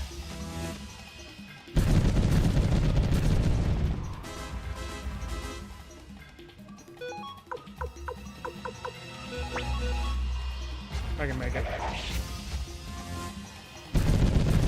Alright, now I have to heal.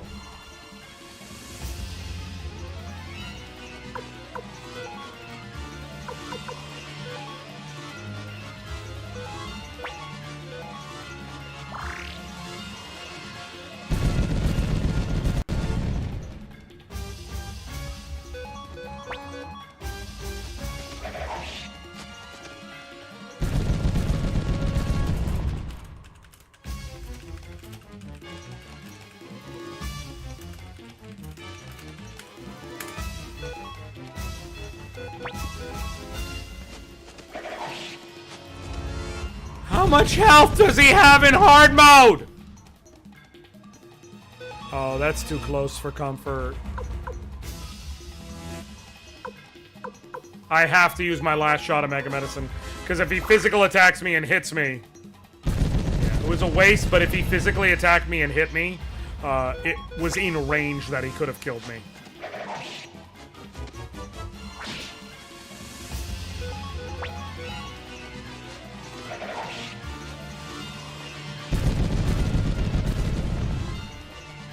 Come on, either dodge or one more magic attack just to maximize my chance here. Come on. Let this attack kill him. Otherwise, I gotta redo all God knows how much. Dodge! Fuck.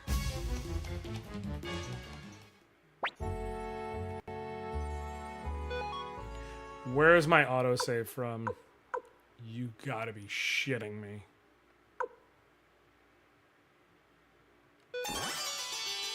I gotta redo the entire war sequence again. I'm gonna skip through the story. I'm just gonna skip through the story. Was there anything I needed to grab from the others here? I mean, I guess I'll just grab Mega Medicines to save time.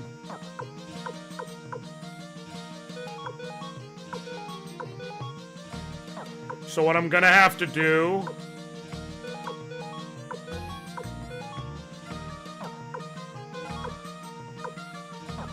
What I'm gonna have to do is I'm gonna have to go get into a fight outside of Gregminster real quick so that my team has even a prayer of a chance. Oh, hold on 1 second. Hello? What's good?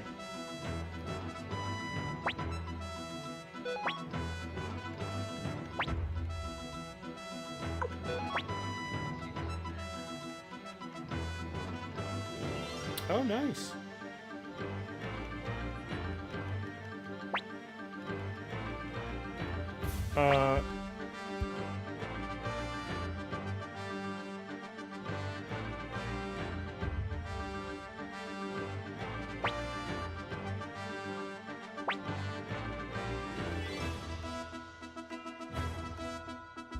Just had to check that real quick. Yeah, there is no, unfortunately, there's no push plus to skip the scene or whatever. I just have to skip through the dialogue as fast as I can.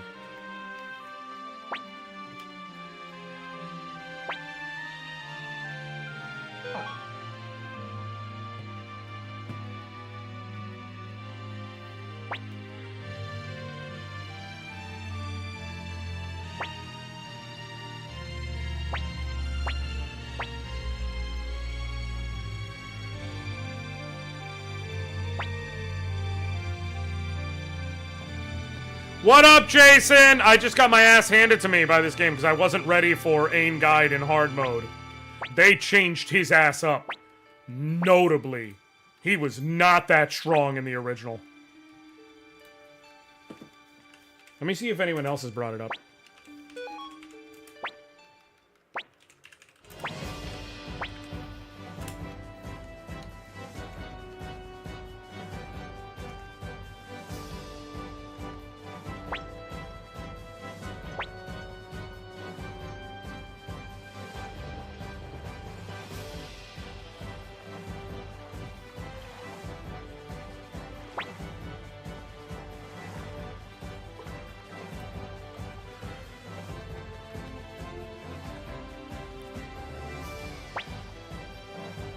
Yeah.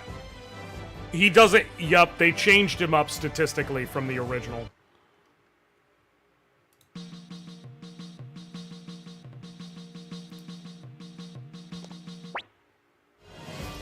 A non-significant amount at that. A not insignificant amount at that.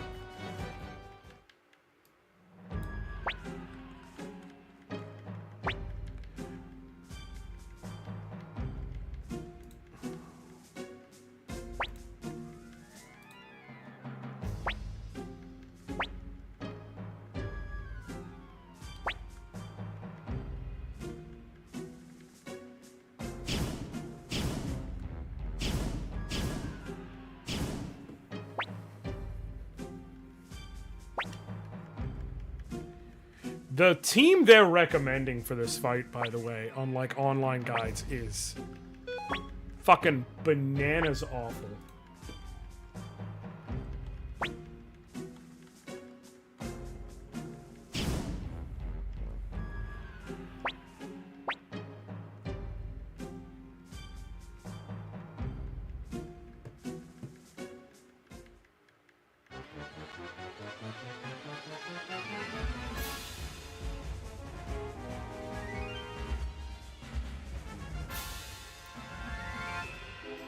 Yeah, Gremio's back. Jason, I just died against Ain Guide, so that's why I'm just, like, redoing this shit.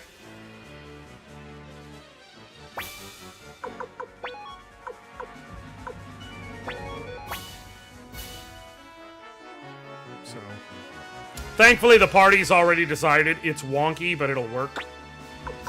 A bow attack. So, strategists. Get in here.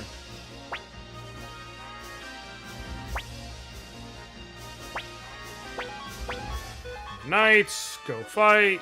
Cool.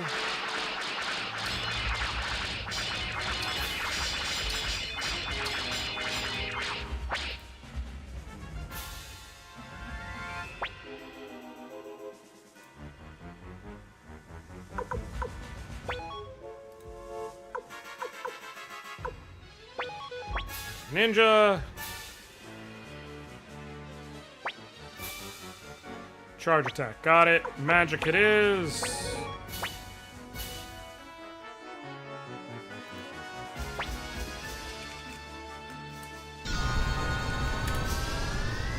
Turn 3 is Uber's charge, if I'm correct. Yep.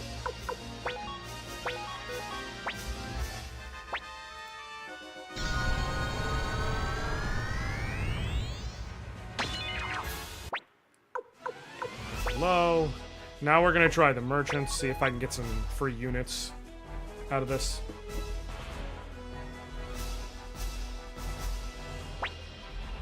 Great success! Bam! Yep, stole some of their units, gave them to our side. 1,000 of them at that. So we probably will kill them with this next shot. Yeah, this time the fight goes much better for us. Magic attack. Bow it is.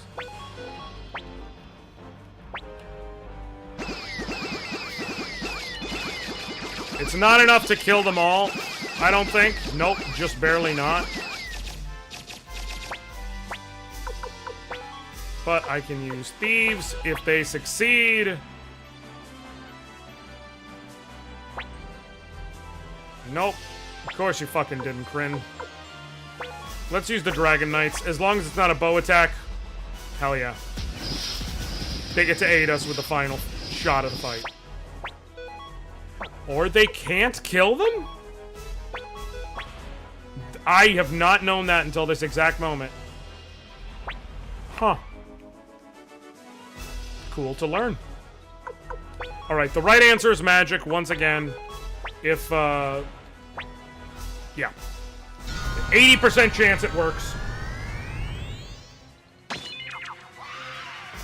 Cool.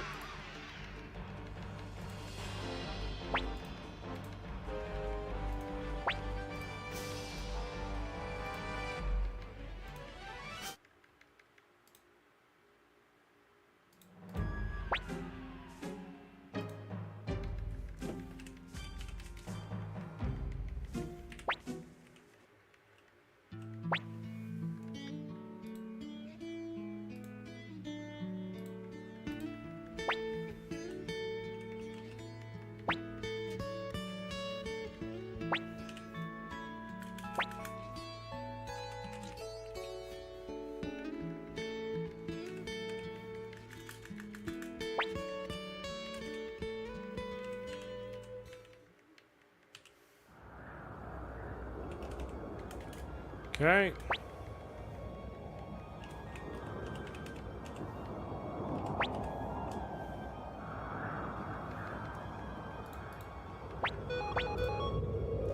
Nope.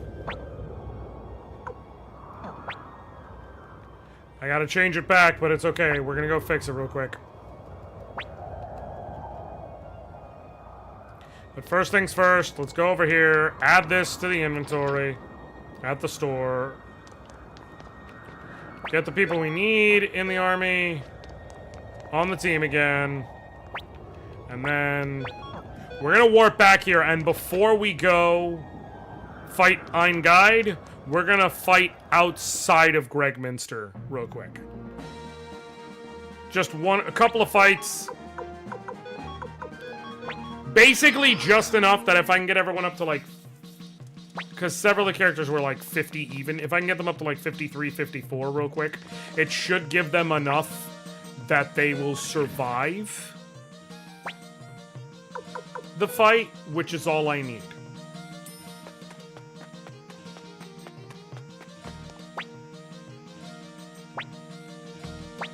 Like, or let me rephrase. It should give them enough that they should survive a second shot from Ein Guide. Okay, we need Kuromimi. I'm also gonna learn my lesson this time, don't worry. And Crowley. If they can survive a second shot from Ein Guide, then Crowley can essentially keep us infinitely healed.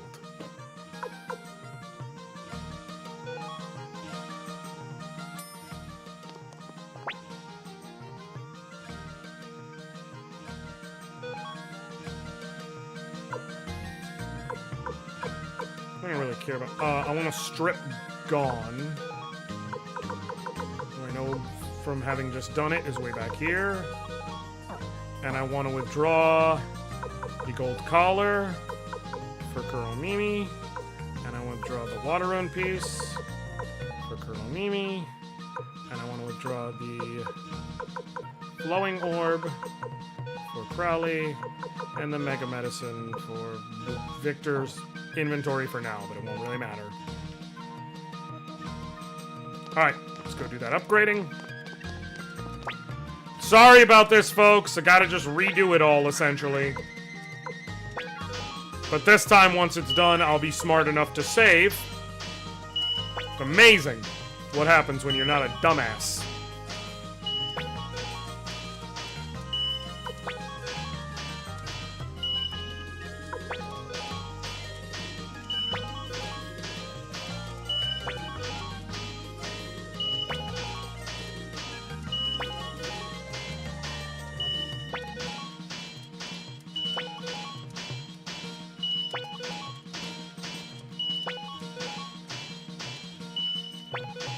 Okay. Come on.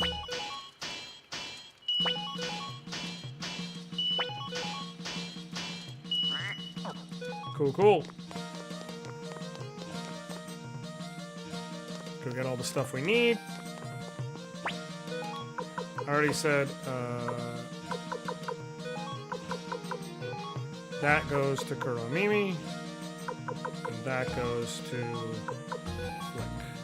And I can do the formation part real quick. Humphrey, and then swap with Flick, because Flick being in the middle is what makes sense to me. Okay. Over here. Rune time.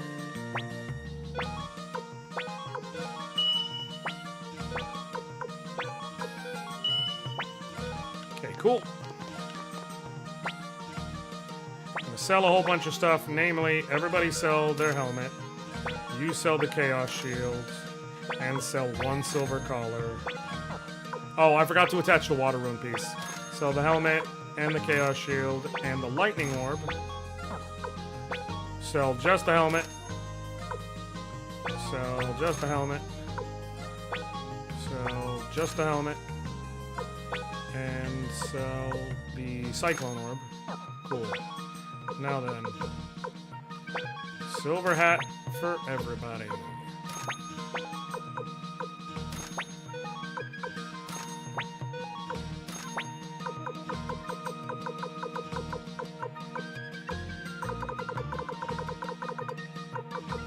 Earth shield for these two. And a... Where is it? Down here? Emblem for Crowley.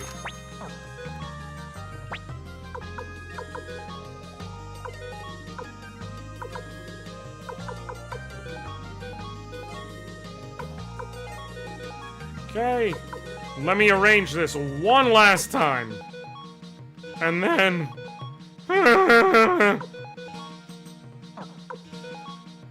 I will make sure we don't have to do this stupid shit again.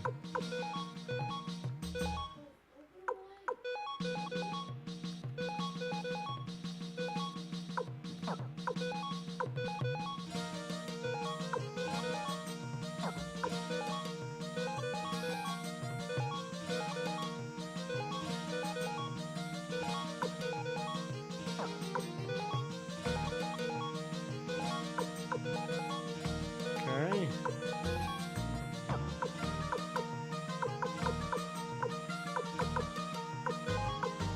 Can hand over one to Crowley. And I already have it that way. And now I don't have to worry any further.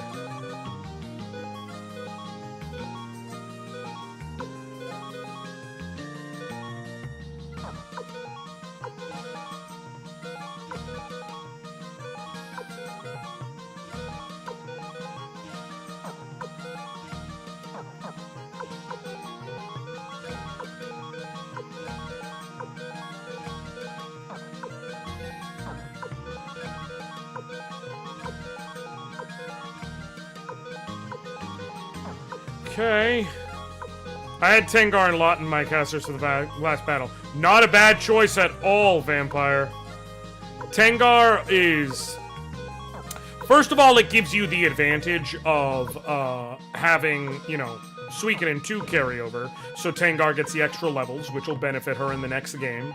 And then... I forgot to give... Did I accidentally sell one of his guard rings? The fuck? How'd I manage that? Alright, well, I gotta give him an extra one real quick. And then we'll be fine.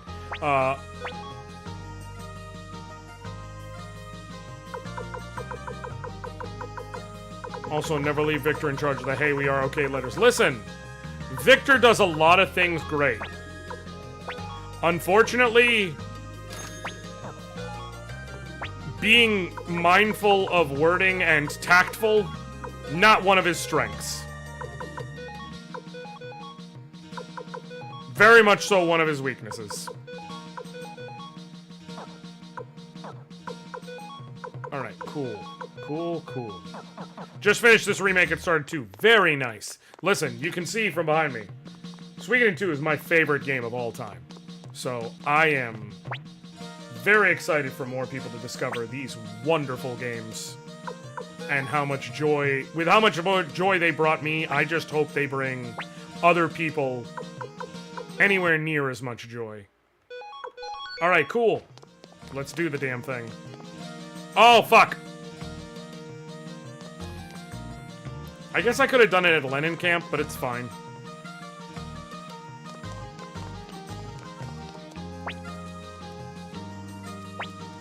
Catch rune piece. Water rune piece. Cool. Cool, cool, cool, cool. And now, Kuromimi gets some healing. So now let's go to Greg Mincer, and then I did save Dorian. I did that before I left. But now the other thing I'm doing that's going to change the nature of how this fight goes...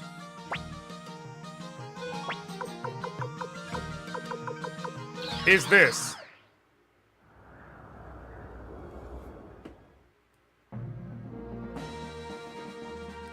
Let's go get in a fight.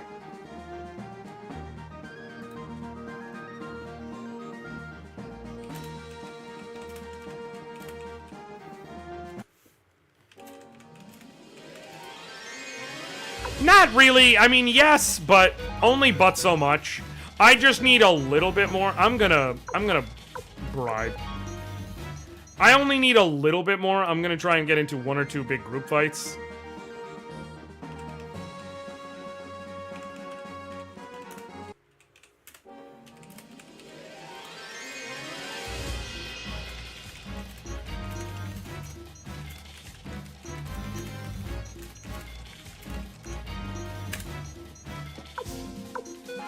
I'll bribe. Come on.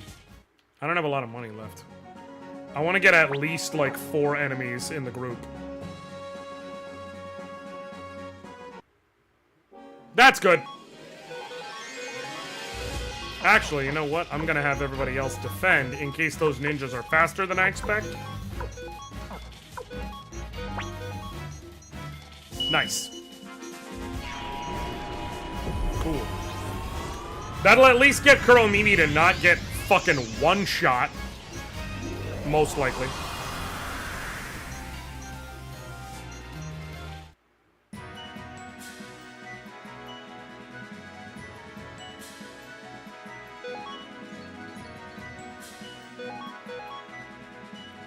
Alright, much better.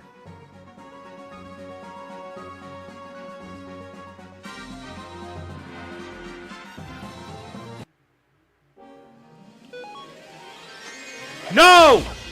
I didn't mean to do that. Yeah, I still own the actual disc for 2, even though I don't think I have a system that works to have played it with. Fair.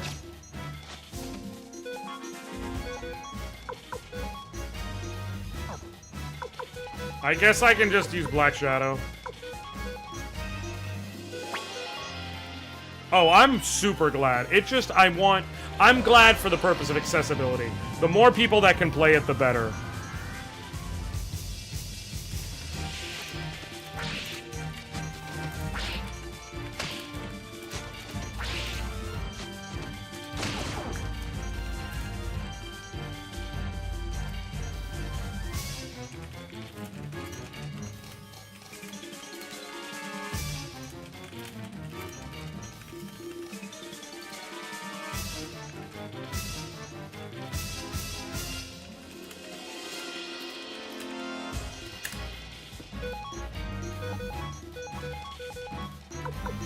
One more shot of Black Shadow.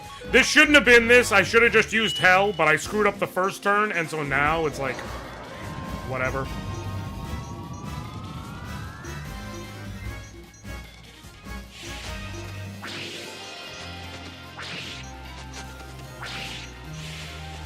Never did play through to get that secret storyline.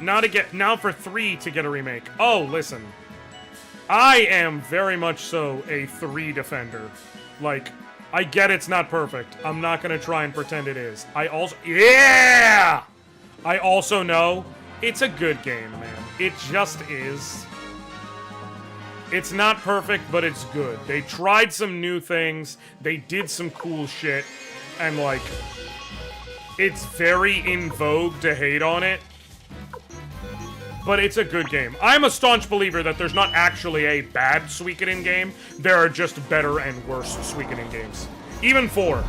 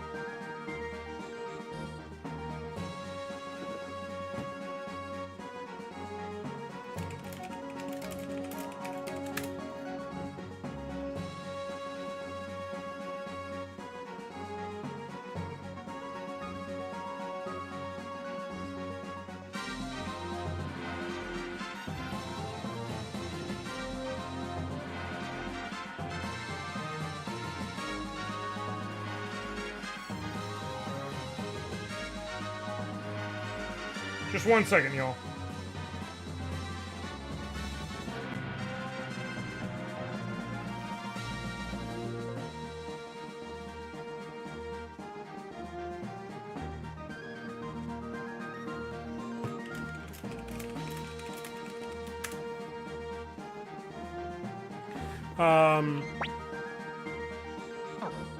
Alright, that should be good enough.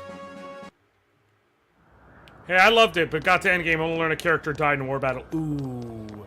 Yeah. That always sucks. That always sucks horribly. Especially with 3 and, like, the nature of the system being like, God, I'm, you know, replaying the different separated chapters. Like, the only advantage there is it's like, okay, I guess it gives me the advantage of, like, 287. Okay, Flick has the lowest defense up front, far and away. So he's gonna get this Crimson Cape we just got.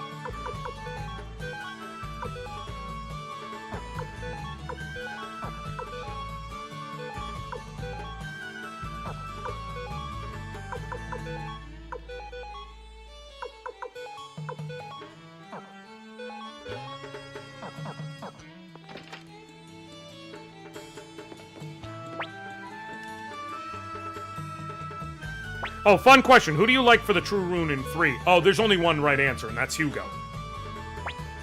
That is the only right answer. Like... I mean, you're...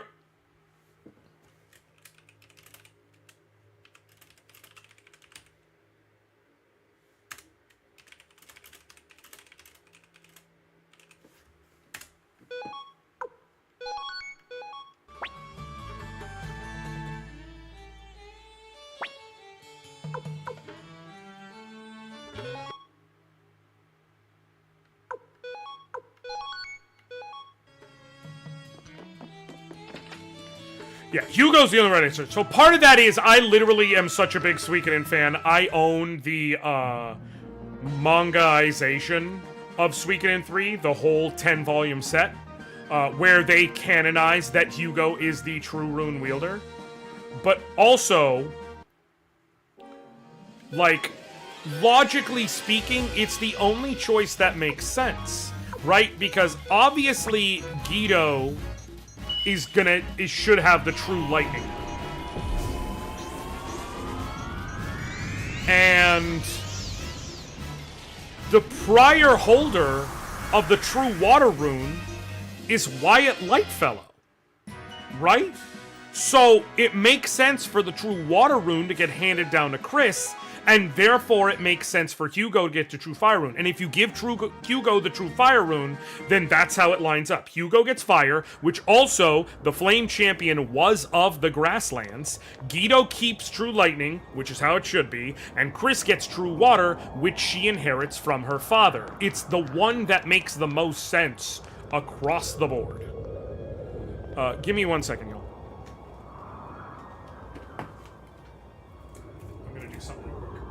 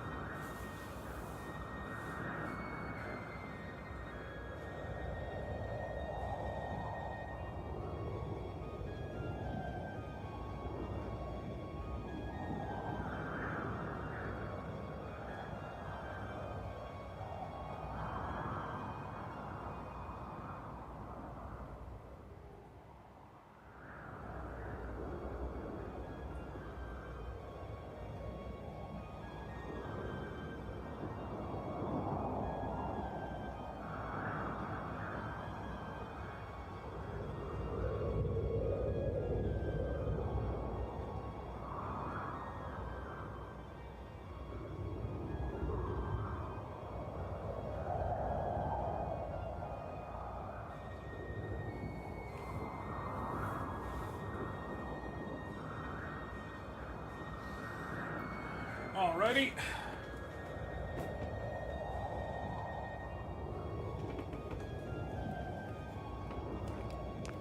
Welcome. Happy. Are you saying definitely to what I'm saying? To the the Suikoden 3 thing? Because if so, listen, I just... Here's the thing, you're allowed to like other characters more, obviously. I left that light on, I didn't need to.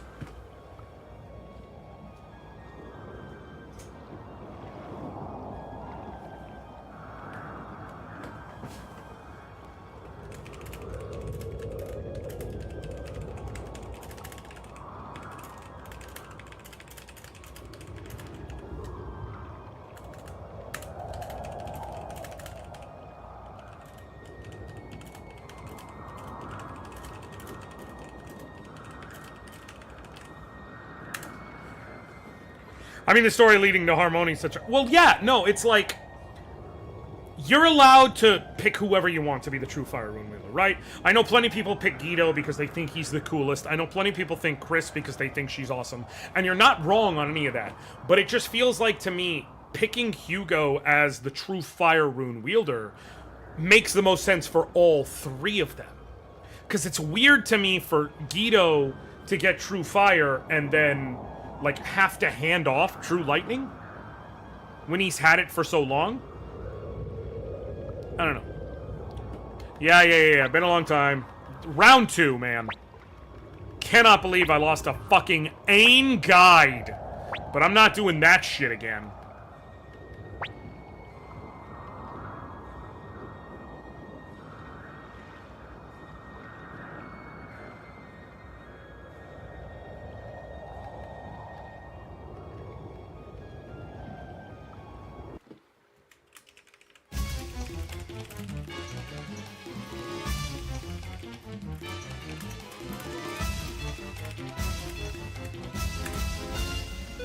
Okay.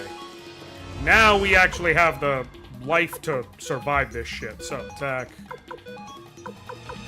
Judgment. It's only a little bit of health, but it matters immensely. Fog of Deception.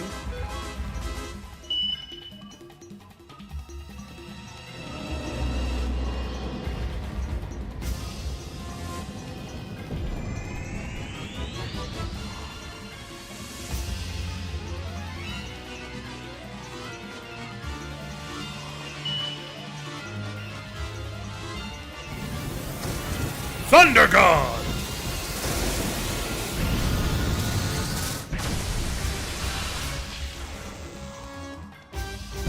Fuck. He did it faster than I wanted. My headcanon is Kuroko. Kuroko is the Flame Champion.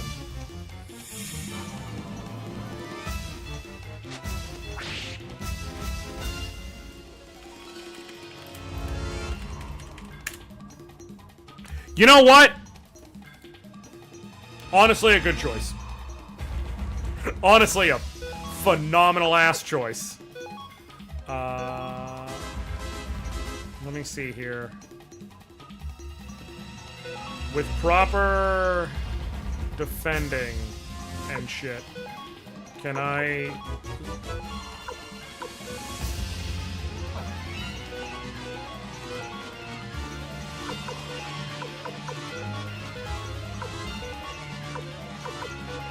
Medicine and Crowley, you use Mother Ocean. If Crowley survives, we'll be fine no matter what.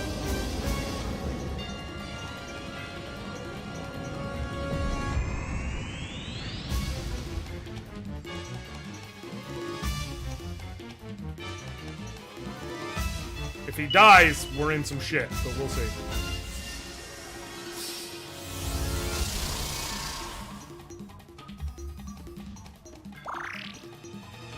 Oh, thank God. Thank God!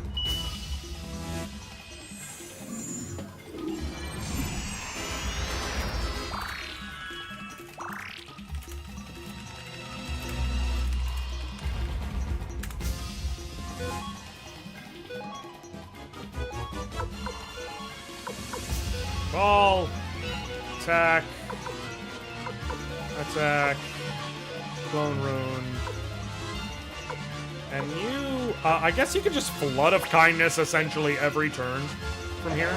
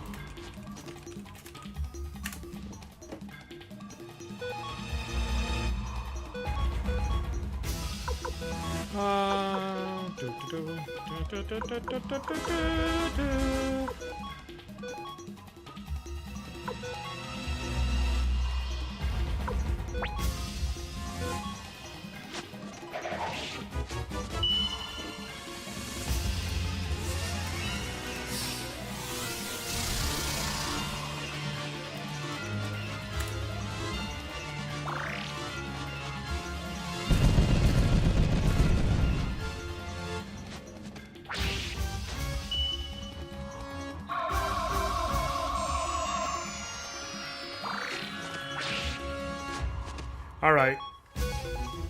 I'm hoping this is the final turn here.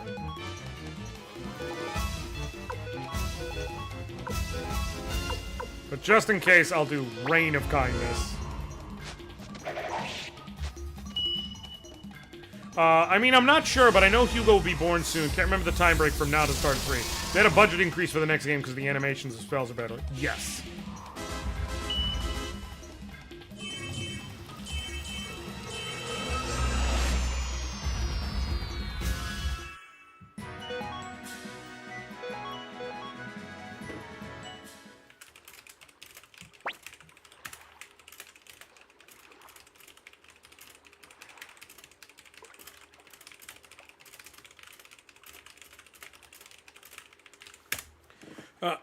My Emperor, I'll go on ahead.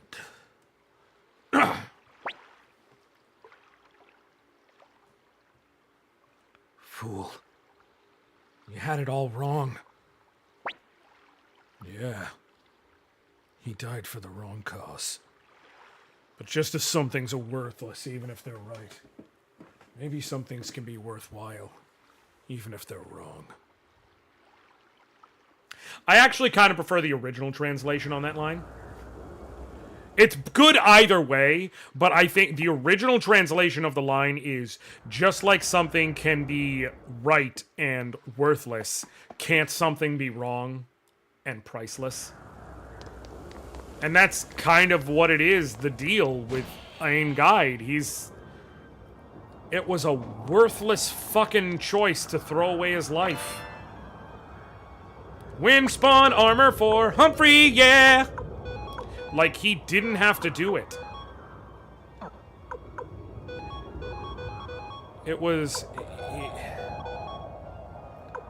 He gave up his life to be loyal to the Emperor because there was no one else left to be loyal to the Emperor. He had to. And, like... I get it, but also, man. Did you know Necklord is Hugo's dad? True story, confirmed. Also, the game before this game would be interesting. It's very interesting. A lot of people consider it in the discussion for best game in the series.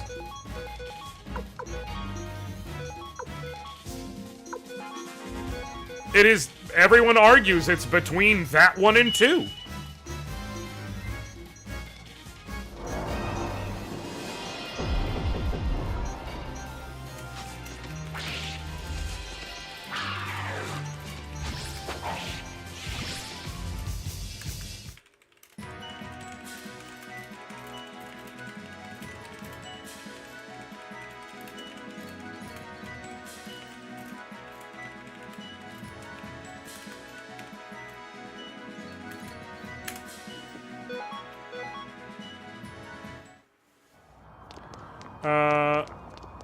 There's so many loyals in the soldier. Yeah, but we're talking about, like, the generals. We're talking about the big people, you know? Let me do it this way. We'll do... No. Lightning Storm. You attack them. Black Shadow. And you attack them. I know 4 is Longo. Is it in timeline what makes this empire? No. 4 is very, very long ago. It is 250 years prior to this. 5 takes place very shortly before 1. In fact, you get to see George Prime in the Kingdom of Solfalania before he becomes Deathblow George Prime, one of the 5 great generals, which he eventually leaves that position and you find him in Suikoden 2.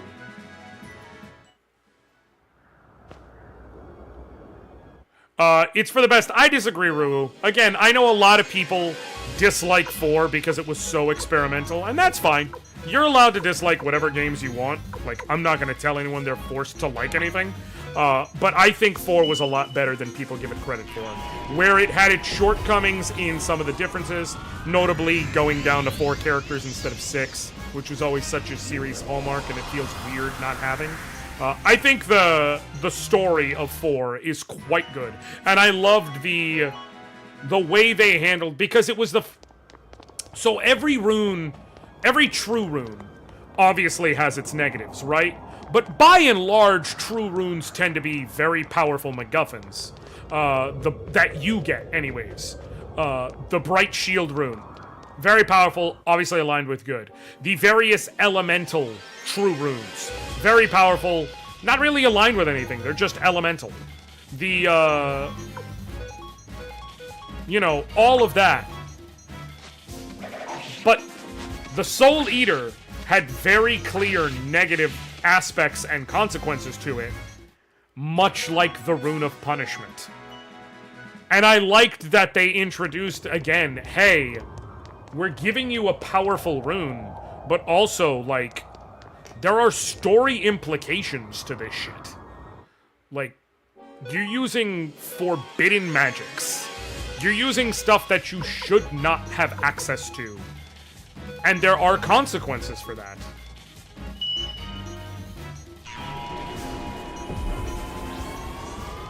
What Suikoden you think is worse than 4? I mean, there's no worse one mainline. But again, what I'm saying is I think there are better and worse Suikoden games. Like, I could see anyone saying, like, I'm not gonna argue with anyone who says 4 is the worst of the 5 mainline games. I'm saying, however, I personally don't feel it's a bad game. There's a difference between worst and its series and bad. You know? Here's a good example to prove my point. Which is the worst of the 3 Lord of the Rings movies? Not Hobbit, Lord of the Rings. Two Towers? Still an all-time great movie. But, like, you can argue which is better or worse, but I'm saying I think they're all good. Yeah, your friend there, Gremio, may not currently have a soul. It's funny! I was gonna point that out when we get there, but yeah, it's... because of the final scene, it's like, oh... do I still have his soul? It's worst of the bunch. I don't know. Listen, I have a very, very fond spot in my heart for 1.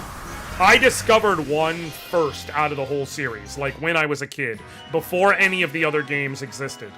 I found it at a Toys R Us when I was younger, and it is one of my favorite games of all time. I played through it so many times. I love 1. Objectively, I think 1 is probably weaker than 4. Like, I don't even think that's a hot take. Like, name something this game does better than 4. Other than there are 6 people in combat. Sure, there's 6 people in combat, but you constantly have your party taken over by pre-established characters, and there's no convoy system, so you never actually... There is 1 dungeon in the entire game where you willingly get to have 4 characters of your choosing in it. And for almost all of them, you never get more than 3, so realistically, you have a party that's exactly as restricted. You may not like the boat combat as much as 2, or, you know, as 2's war combat, or 5's. 3 is really just an extension of the turn-based combat system, but you may not be the biggest fan of the boat combat, but it's better than this rock, paper, scissors shit. Like, I can love 1 and still say I think objectively 1 is the worst game in the series. And again, I don't think that's a shot. It's still a great game. It still holds up today. My cousin played 1, that's how I found this story, but I actually bought 2 first because that's what the store had when I went. You're one of the lucky ones who actually managed to get a copy of 2. Back in the day. Much like myself. Are you going to get your magic back before the end boss? Yes, 100%, Allie. I'm basically just running through and taking care of all the spiked encounters, if you will, like all of the forced fights that happen before the end. And getting the treasures and shit like that, and then I'm going to leave and heal up.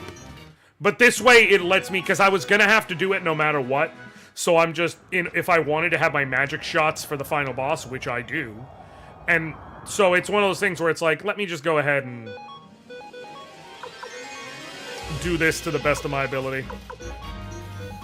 No. I mean, 2 still has rock, paper, scissors, just in a different kind of way. Yes and no. Like, 2's War Battle has rock, paper, scissors, but there's movement. There is adjusting your units. You can give your units special abilities by putting the right characters in them. It's not just charge, bow, magic selected from a list, and you wait until you get to the point of the game where you have ninjas to tell you for sure what the enemy's gonna do. And prior to that, you use a guide or it's a crapshoot. You know?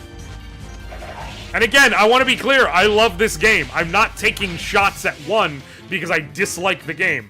I have another file I'm running alongside this one because back in the day I wanted to do like a perfect file, if you will, where it's like I got all of the rare items on everybody, got everyone's level up to max, so on and so forth.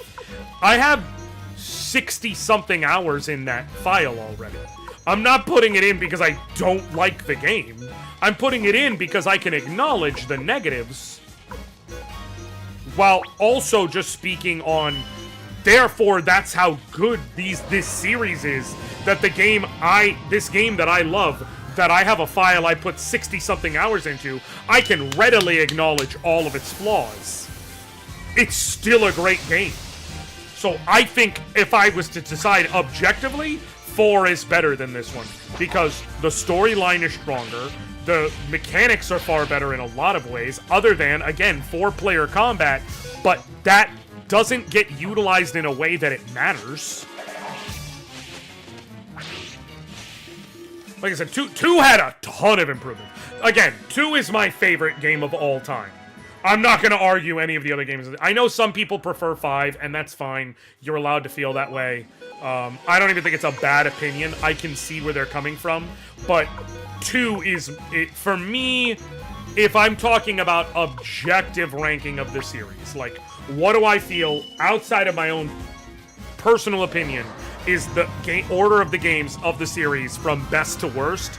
It's 2, then 2, 5, 3, 4, 1. That would be my alignment.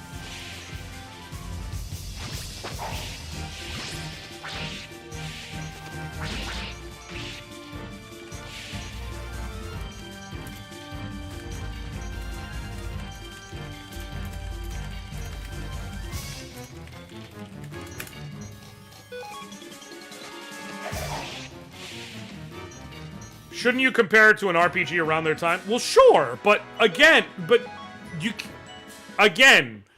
what I'm saying is, if you're telling me, like, 4 is the weakest of the bunch, I don't think it is. In reference to the series, I think 1 is worse. Now, if you want to argue 4 is not as good as other RPGs of the PlayStation 2 era, sure, but that's a different discussion.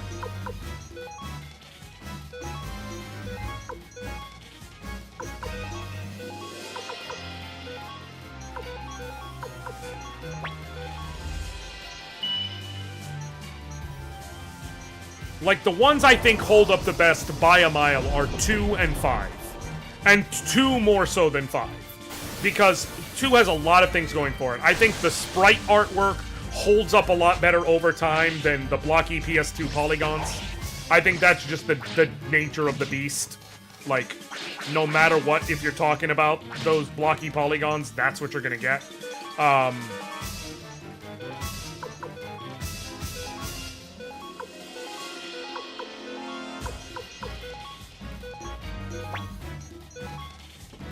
Scarlet Moon Empire established on year 230. Suikoden 4 story happens around year 307. Is that... I could have sworn the gap was longer.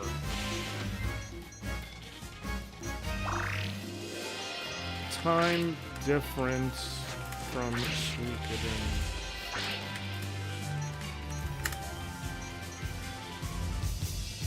Yeah, no. Suikoden 4 takes place in the year... No.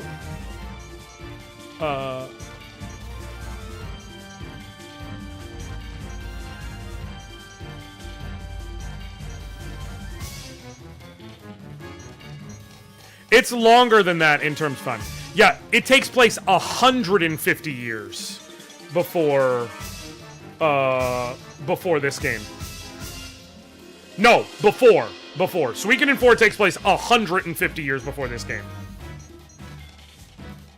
Yeah, it's almost impossible for Suikoden 1 to have in-depth in-game story because of the hardware limitations. I don't know about that, though, actually, Ruwu. Like, here's my thing. I don't think that's a fair excuse. Like, Suikoden 1 came out in 97, right? 95. Okay, cool. Notable RPGs of 1995. The storyline it was going up, the storyline game, like the level of storyline it was going up against was the likes of the original Tactics Ogre, still considered to this day one of the greatest strategy RPG stories of all time. Chrono Trigger, you can argue the level of strength of Chrono Trigger, but okay. Terranigma, which absolutely managed to do more with less in terms of its writing. Dragon Quest VI, phenomenal storyline there. Lufia 2, like... There are plenty of games that had limitations and still made it work. What I think it is, here's the thing. The story of Suikoden 1... No, Final Fantasy VI was 94, which also predates this by year. That being said, Suikoden 1 has the very key advantage in terms of its storytelling, which is the story was very focused on the main thing, so to speak. Like... It was also strong. It was also a strength of Chrono Trigger, which is it's a shorter game and the story never really deviates from the main point. Like, we go to the Elves Forest to help the elves and stop Quanda Rossman. That is because Quanda Rossman is one of the 5 great generals. We go to the Fortress of Lorimar, and we have to defeat Necklord. But we have to defeat Necklord because he's in the employ of Windy. At no point do we just go off and fuck around gallivanting to help people, just because. The story always focuses on the battle at hand, which is a strength. It's a good thing. It's why it's like, it doesn't branch out into different things, but it manages to tell a cohesive story. It's just a limited story, but it's still a cohesive story. Like, it's a strong point. It's the same as, like I said, the fact that, hold on, before I forget it. It's the same as the fact that with Chrono Trigger, at all points, you're doing shit to get rid of Lavos. Outside of the very beginning, before you know about Lavos. But from once you go to the past, that intros the ideas of time travel. You go to the future, because that's what you have to do, because you're escaping something, and you find out about Lavos. And from that moment forward, the story never really deviates. That is a strength of Suikoden 1 as well. You establish the stakes early, and at no point do you go off to fight some secondary thing. It is always about defeating the Scarlet Moon Empire. But they could have fleshed out things more, you know what I mean? It's not... And again, a lot of my issues come down to things like the archaic UI, which they did do better about, but there were already games that had shown things could be better by that time. This is the final hallway, right? Cool. Nope. I'm coming back. We're gonna make sure I get it again here. Cool. The lack of a convoy system. At no point did they stop and think, hey, we have come up with all these fucking characters, and we're constantly throwing them in the party. Like, maybe we should give them a way to say, no, I don't want to use this character right now. That could have been done through a New Game Plus system, which was already established with Chrono Trigger, by the way. Although you could argue it was established the same year, so okay, fine. But that could have been done through a New Game Plus system. That could have been done through a convoy system, which they came out with by the time of Suikoden 2. Like, they tested their own game. So they could have seen, hey guys, we have one dungeon in the entire game where you're allowed to pick so much as 4 of your own party members. People aren't going to like that. They're gonna want to play the game with different characters. The power ring is 14. Okay. Who do I want to give that to? Probably Kuro Mimi. Make him as useful as possible.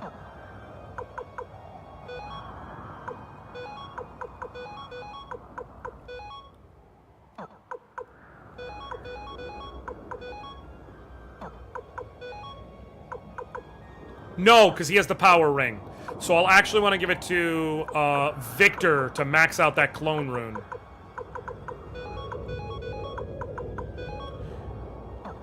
The point is just, this is an amazing game, and I love it, and I always will love it. But it's not without its flaws, and I would sooner pick Suikoden 4 objectively than this as a playthrough.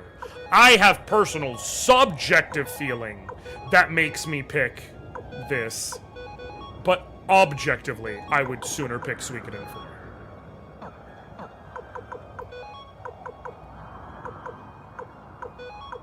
Damn it! I never gave him that back. I equipped that on him. I am a dumbass.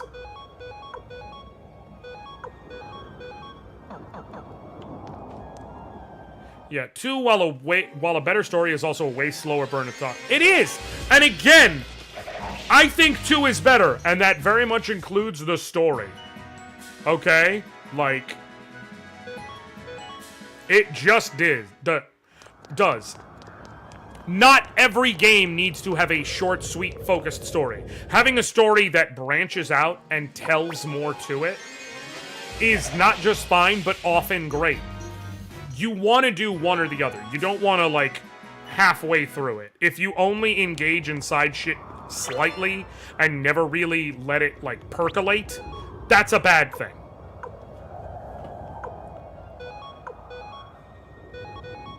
But that's not what happens, you know? In 2. Like...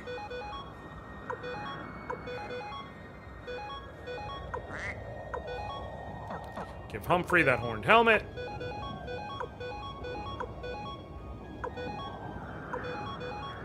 Sweet.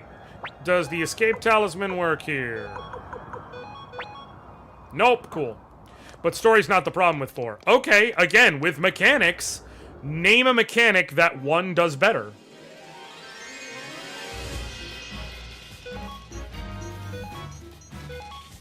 Like, if your argument... Again, the most common argument there, where it's like, okay, but 1... You know, the issues with 1, which it's a valid point, is that you only get 4 characters in battle. But you also basically always have, once you get people the ability to switch characters... all 3 of those slots available to use, which means you regularly have more customization than you do in this game.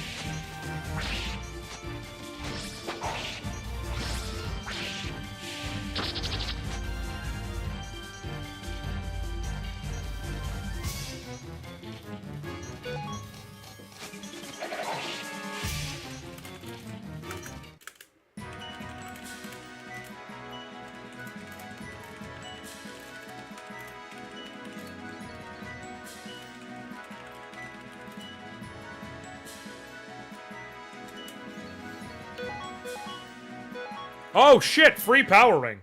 It's combat slow as fuck. Okay. I mean, I don't disagree, but also I don't think that's worse than any of the stuff you're dealing with here.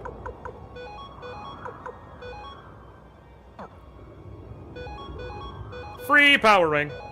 I'll take it. Now Victor's gonna hit even harder, which is nice, with his clone rune shots.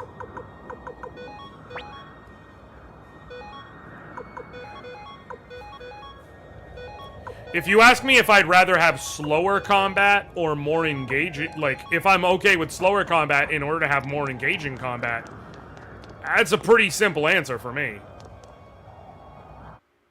The combat's slower, but the enemies are the fights tend themselves to be more engaging. Like, a lot of the enemies have a lot more to them in terms of doing things.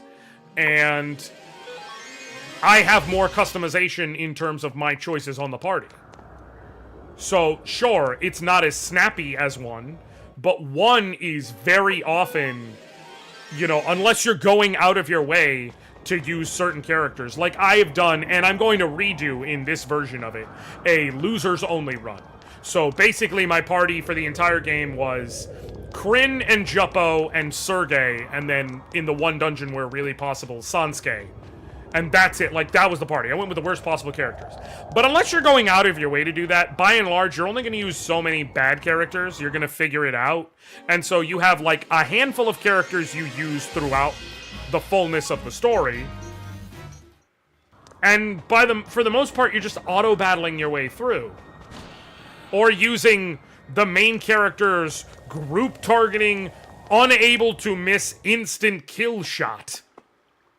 Or shit like that. Like, whereas in 4, you had a lot more engagement in terms of the enemies you were dealing with how much effort you needed to put in, by and large. So, the combat was a bit slower, but I engaged with it far more. I'm gonna take that trade-off, personally.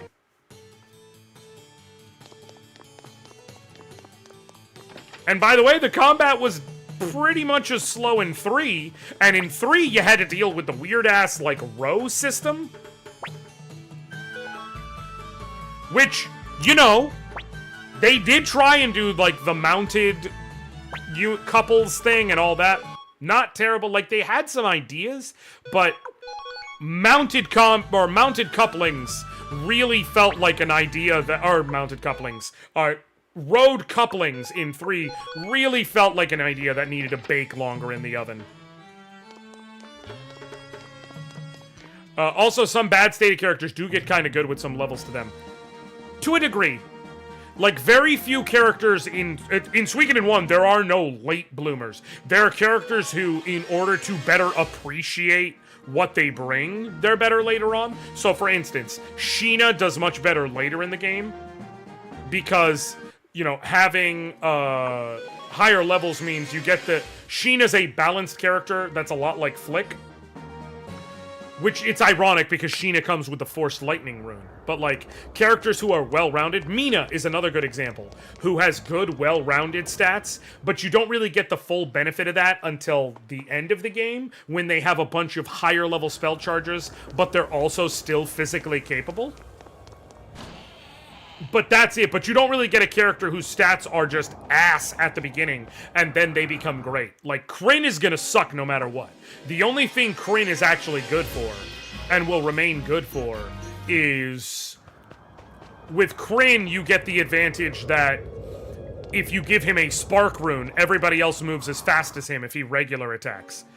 But it becomes a question of, like, is that worth it? Is that worth your investment in him versus a character who can just straight up fight? Like, there's very little in terms of the bad characters. Sergei's gonna suck no matter what you do. Again, I did that losers only run already. I'm gonna be redoing it in hard mode, and I am already so worried about that shit. Because he sucks, and there's really nothing you can do to make him not suck. You give him a flowing rune at the end of the game, and if you're lucky and level enough, he might get a single level 3 spell shot. Like, he's gonna suck ass. 3 is slow AF 2, but doesn't feel as tedious because all the new combat stuff. Okay, but then the flip side of the coin is all the new combat stuff is mostly, like, coupled rows, which are not really executed well. Skills, which... are fine, but very tedious to get through. Like, there's a lot of tedium in the minor things. Each of them is flawed. I just don't think the gap is as big as you think it is. You're allowed to dislike it. Again, I want to be very clear. There's a difference in talking between objective belief and subjective belief. Right? Like, objectively, it's where I rank it 2, 5, 3, 4, 1. Subjectively, you can hate or love any of the games. I'm specifically talking about based on their own objective merits as they are slated in their time and, like, relating to each other. I'm taking my own opinion out of it, because if you want to talk, you know, honest games journalism, if you will, honest reviewing and things like that, you gotta be able to separate yourself a bit and look at a game on its objective merits. And also look at a game for its objective flaws, like how I've listed the issues here. Original game I ran with Stallion so often, with Remake having the dash baseline he barely saw use. Oh, 100%. I used Stallion once, and that's when I was farming up, like, trying to farm up the Nameless Urn. And it's because he was one of the only options. The two elves for the Wild Elf Unite is one of the only options you had available for an all-enemy hitting Unite, so that I didn't have to go to an inn and recharge. 4 tried to go back to more traditional turn-based, but still the same slow pacing. I know. I acknowledge. But 3 also had things like the movement stat. Do you know how bad it sucks to not have a character attack because they're just too far on the outside of your party group versus the enemy moving in a way you didn't predict? Like, here we go. Final boss time. Well, Anoriand, commander of the Liberation Army, you've come so far. Come look at my garden. The flowers are in full bloom. Beautiful, is it not? And yet it is all that remains of my empire. Anoriand, with my own hands, I will protect this garden. I will defend the last piece of my empire to the bitter end. Dragon King Sword! Give me your strength! No, the Harmonia story exists. We'll just never get it because of Moriyama passing. Okay, which head do I defeat first? Is it the left one? I am blanking right now and it's pissing me off.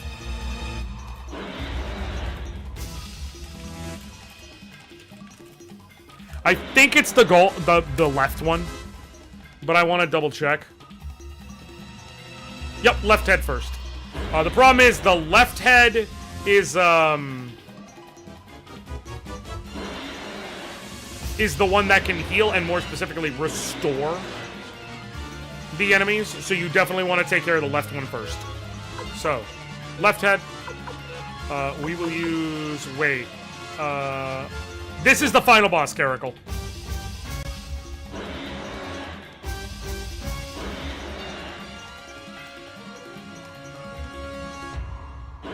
And then let me double check, because each head has different elemental strengths and immunities and everything. The left head is strong against lightning, but it's not invulnerable. Middle head's invulnerable, right head is strong against lightning. So, 1 Thunder God on the left head. You attack the left head. You use one of your shots of Final Judgment on the left head. You Clone Rune on the left head. And then, I don't know if it'll matter, but go ahead and Fog of Deception.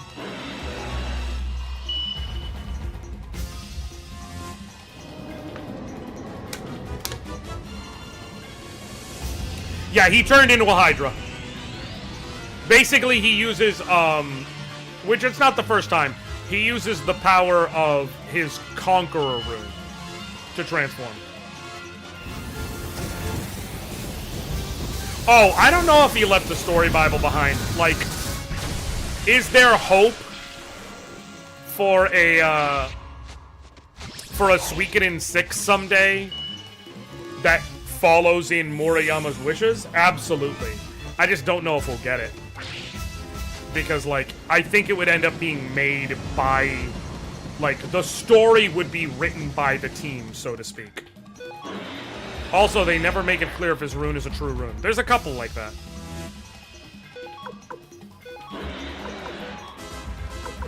Thunder God again. You attack this one. You... Black Shadow to hit all of them. You... Dragon Incense. And you... Flood of Kindness. Even if he did, can they just take it, though? No. I mean, they could, but...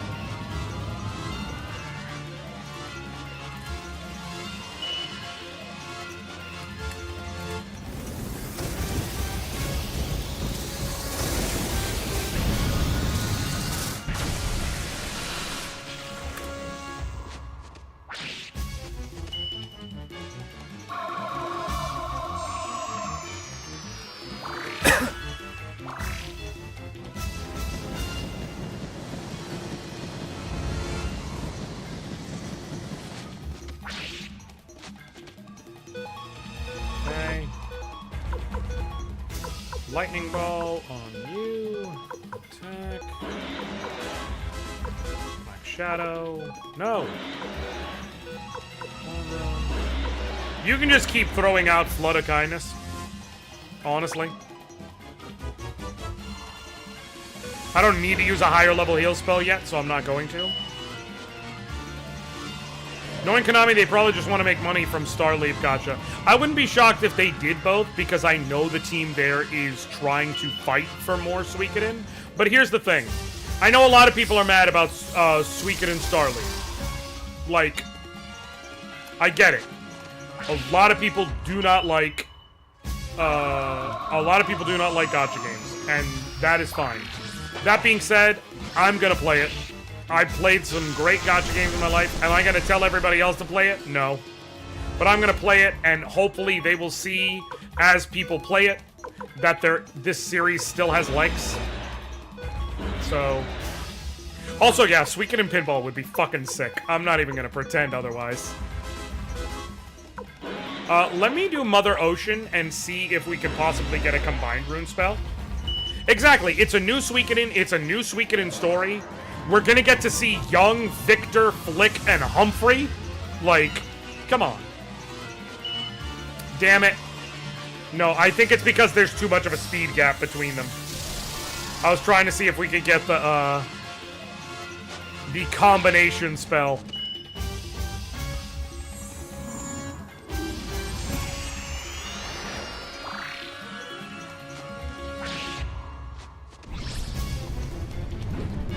Ow.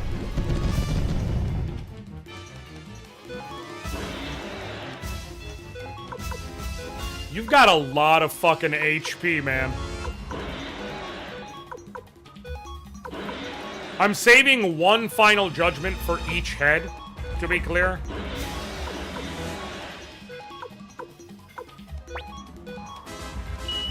The true lightning wielder should be Flick. Well, that's not gonna happen. Because it's gonna be them younger. 10k for each head? Yeah, that sounds about right.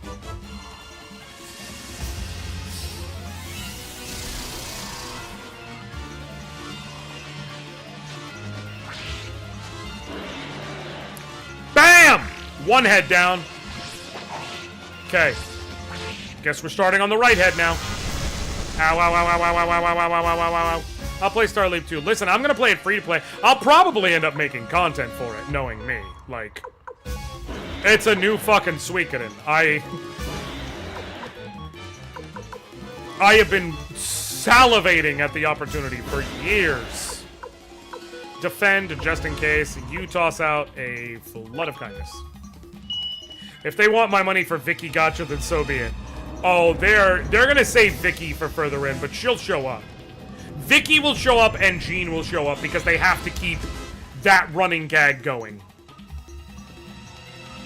Because Vicky and Jean are the only two characters in every single mainline game. I wouldn't be shocked if they had both young Vicky and older Vicky.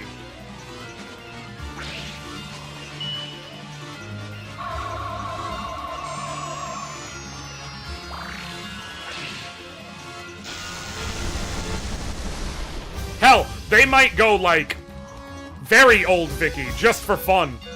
Which I think would actually be kind of baller, but... I don't know if Raging Blow is worth it. Let me try one, and then a physical attack, and see how it goes.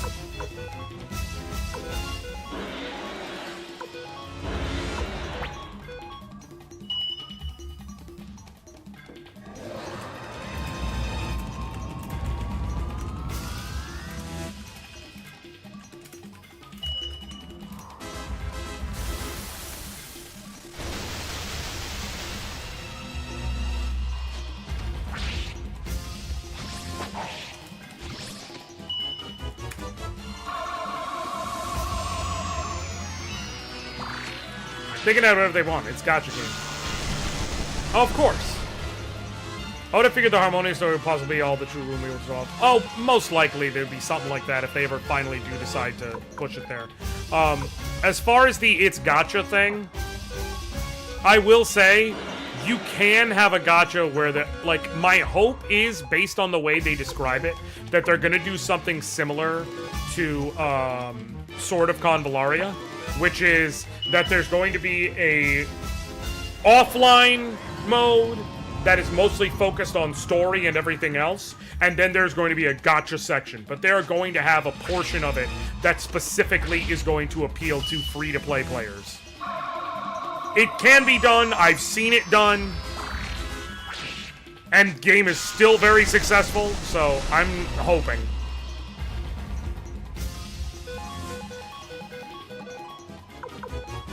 Out of Black Shadows, so this is where we're at now until the last one.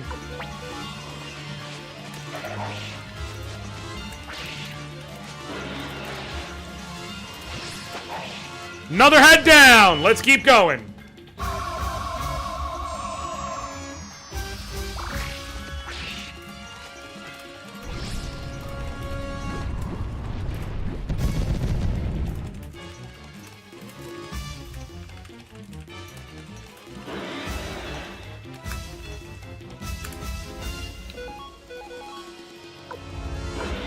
Okay, I can't even use lightning magic against him, so we're just going in for the kill now. Actually, we'll do Mega Medicine and let Crowley just defend this turn, I guess.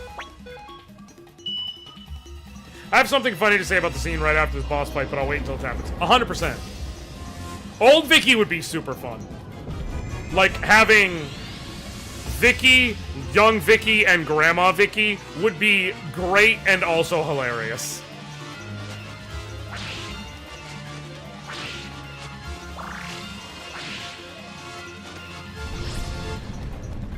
Sweet. Okay.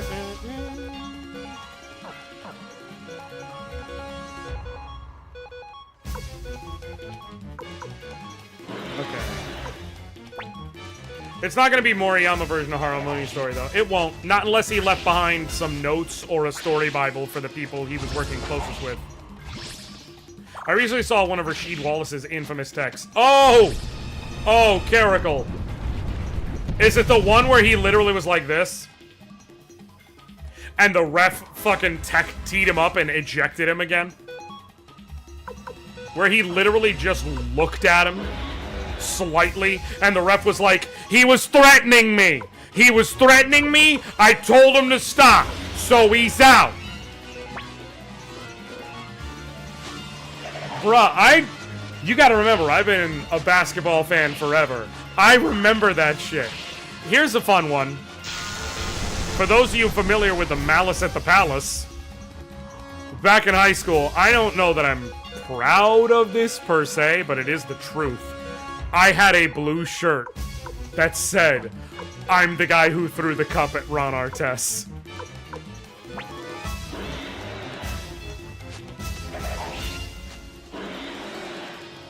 Fun fact, he's dead, but the healing spell is still gonna go off. Yeah, I'm the guy who threw the cup at Ron Artest. And it was the same shade of blue. The final boss is dead, but the combat system still works the same, so we get one last healing real quick.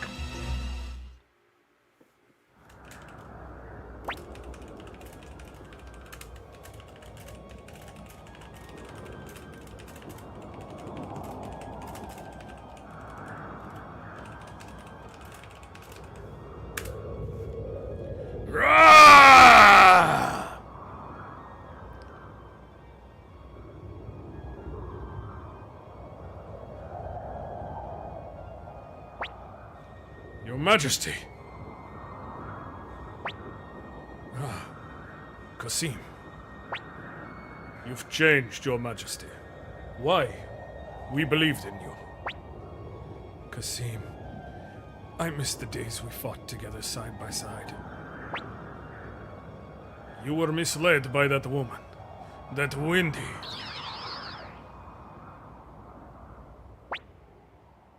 Barbarossa. Oh my, you've already lost. So much for the Golden Emperor. How dare you insult the Emperor! Oh, don't be silly.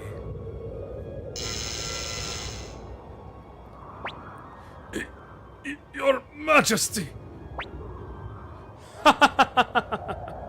Now it's your turn, Anoriand. The Empire has fallen, but your Soul Eater is still mine. Give it to me now!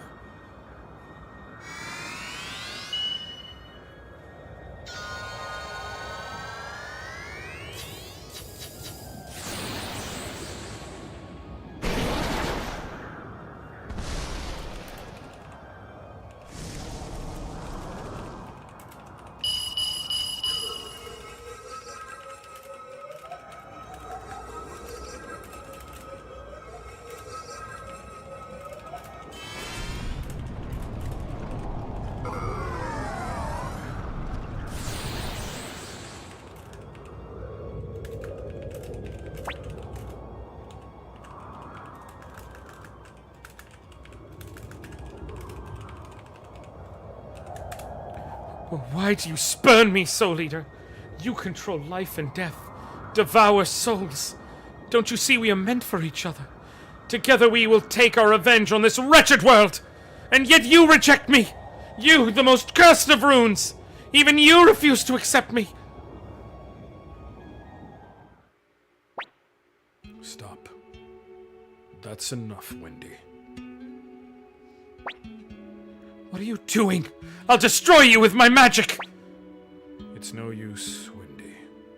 The Sovereign Rune on my Dragon King sword wards off any form of magic. The Sovereign Rune is a true rune. That has been confirmed in interviews. Even that of the Gate Rune. But you said the Black Rune. I lied. What are you doing, Barbarossa? I loved you. Liar. You only loved the part of me that reminded you of her. That's not true.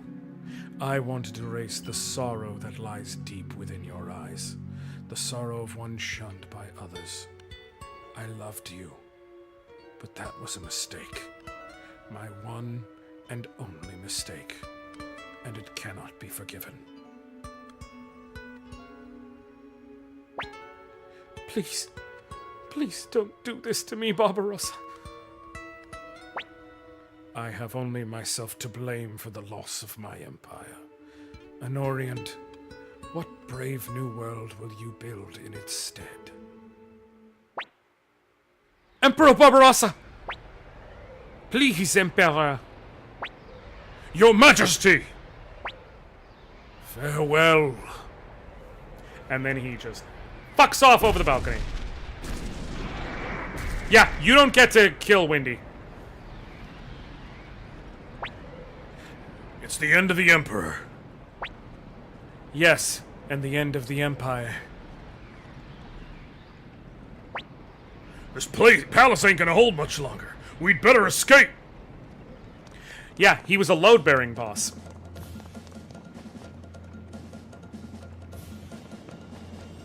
Honestly, a fucking backwards suplex off the balcony would be great. My favorite thing is just he is, in fact, like a load-bearing boss.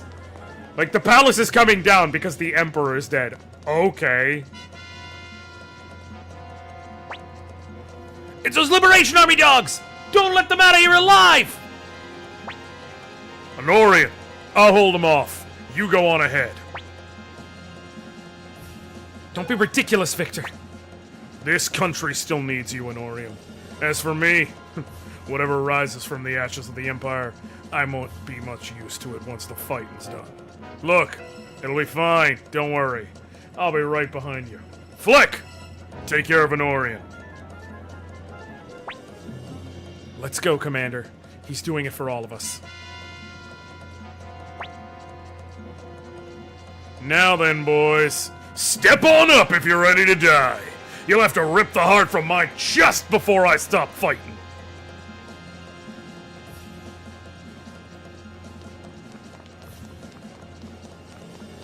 This is why the ending of Ayuden Chronicle is a direct callback to Suikoden 1.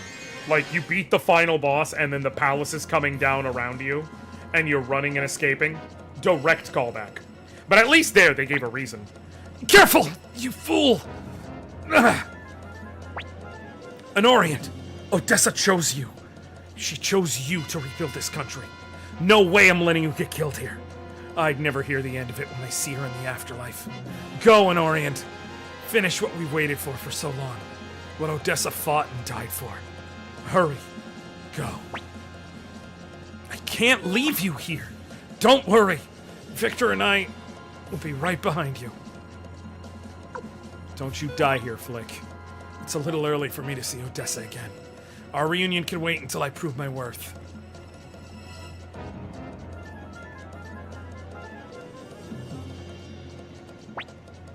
Where's Anoriand?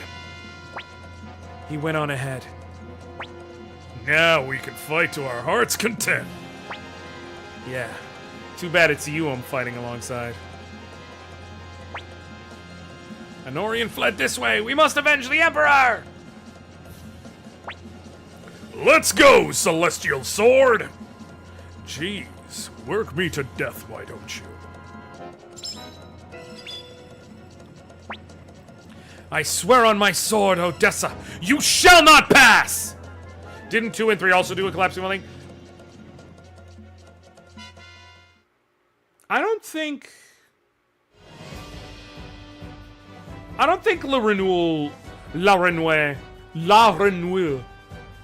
collapses at the end of 2. Because you beat the Beast Rune, and then you go to the throne and see it's empty. Has Sword been able to talk this whole time?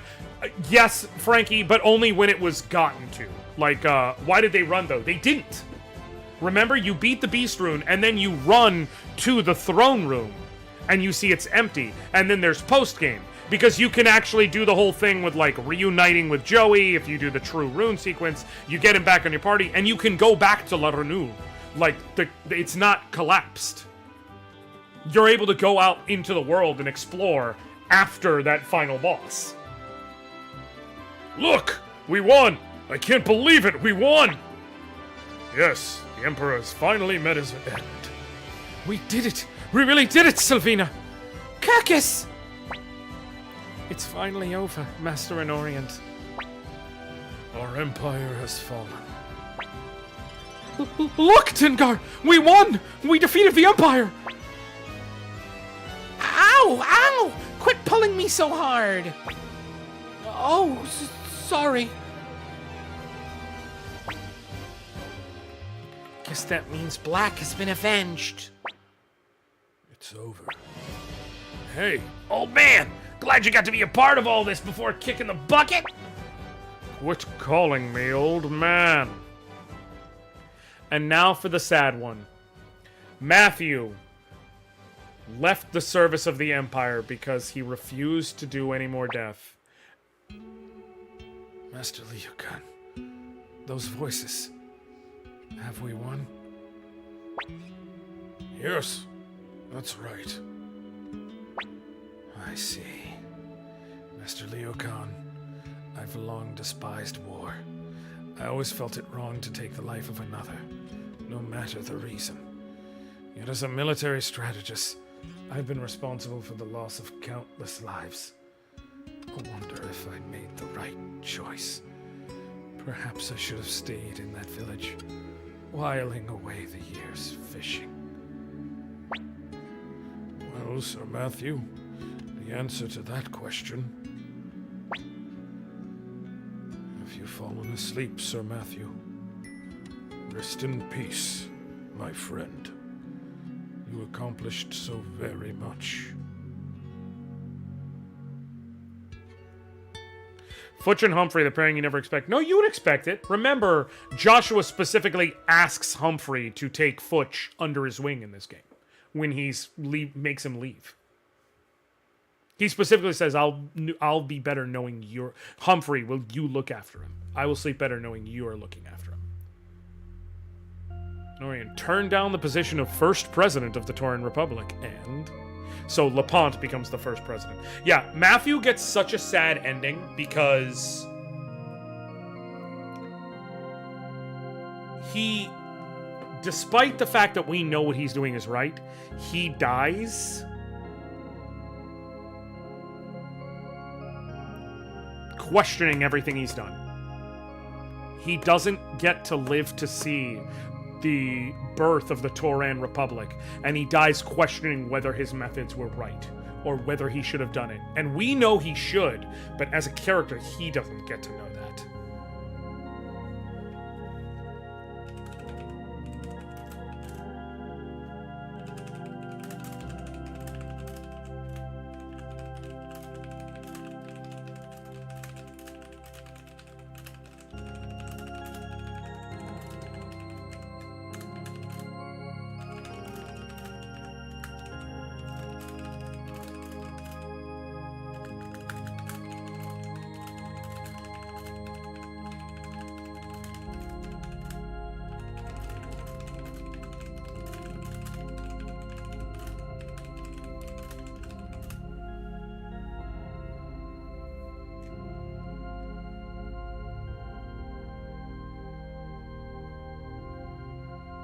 But the building doesn't actually collapse. That's what I'm saying.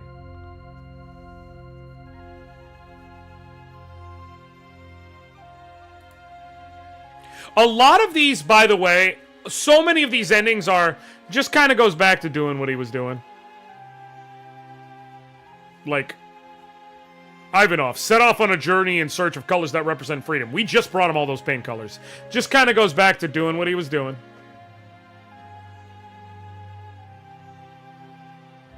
Sancho continues serving his master.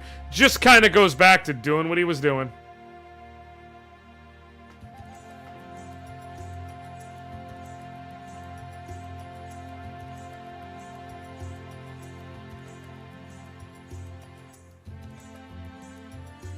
Blackman, return to his fields.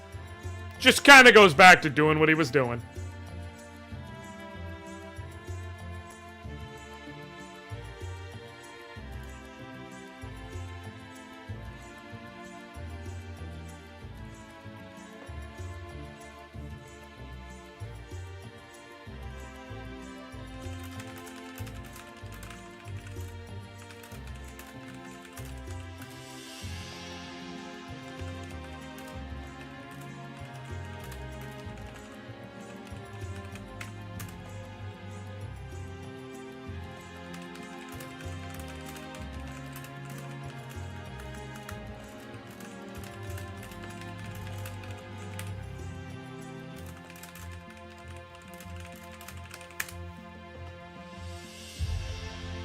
Sheena still gallivanting around as usual.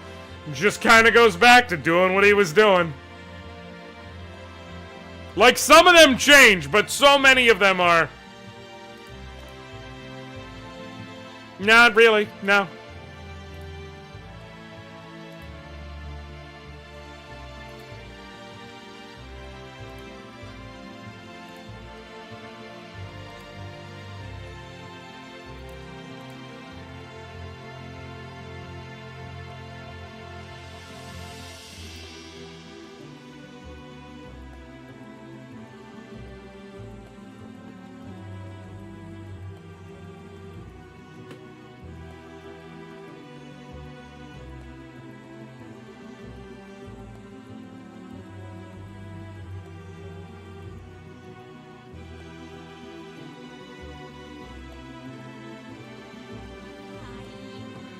Wish Matthew can go back to fishing. Yeah.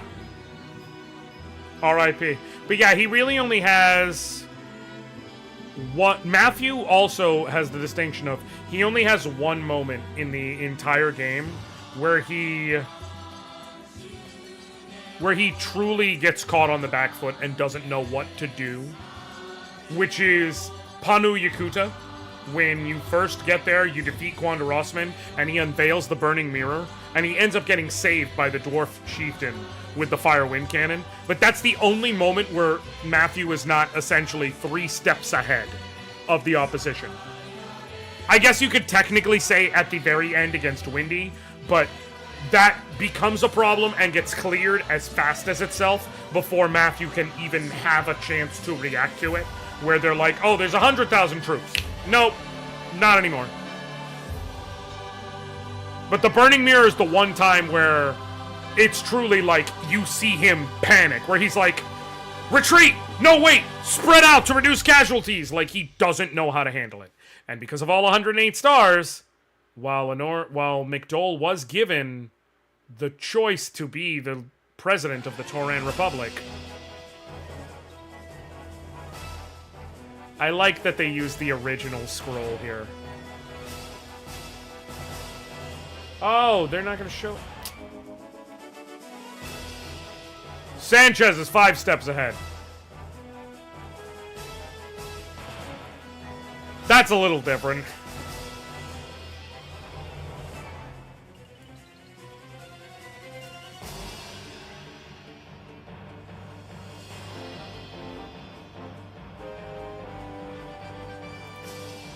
I'd say Sanchez is actually very close by. I would argue he's honestly even in striking distance,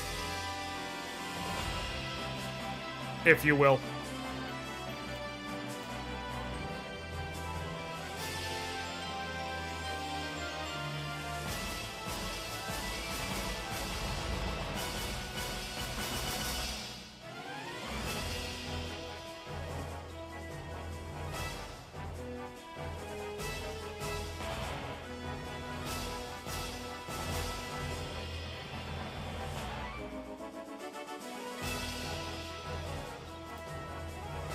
The reason I'm going through all this, I'm trying to show you, there is a, unless they skipped it, because I could have sworn it happens before this, but, no, it's okay.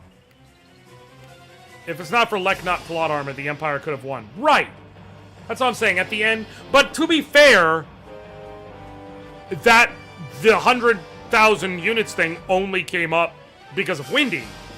And you have multiple True Rune Bruisers who have allied with you, so that... Really, I don't think they needed to include that pre-battle scene. I think they should have, like, even if you want to have a pre-battle scene, that's fine. Have it be the Dragon Knight showing up, and the Dwarf Chieftain showing up, and Hanzo showing up, and Zorak showing up, that they're going to fight with you, and you were being like, none of this shit matters, we're gonna win anyways, and get into the fight. Because doing the whole, oh shit, they have 100,000 troops, no wait, no they don't. Like, if you create a problem, and you solve it within the same scene, the problem doesn't actually get any emotional weight. Like, the Burning Mirror thing sticks with Matthew because that's a pre-established threat. You know what I mean? You had been worried about the Burning Mirror that entire time, and it literally just fucking eviscerated the entire village of the elves. So it's like, okay, this is an established threat. Windy making 80,000 monsters overnight was not something you even conceived of as being a thing. So it was the problem was created and then immediately defeated before you can react.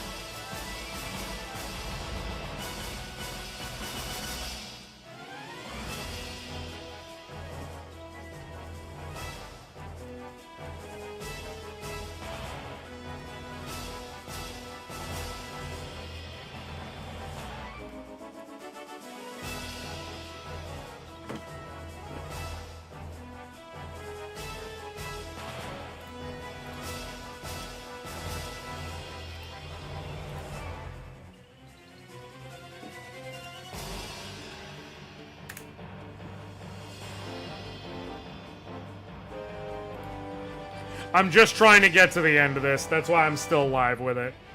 There is something I want y'all to see before it's all done.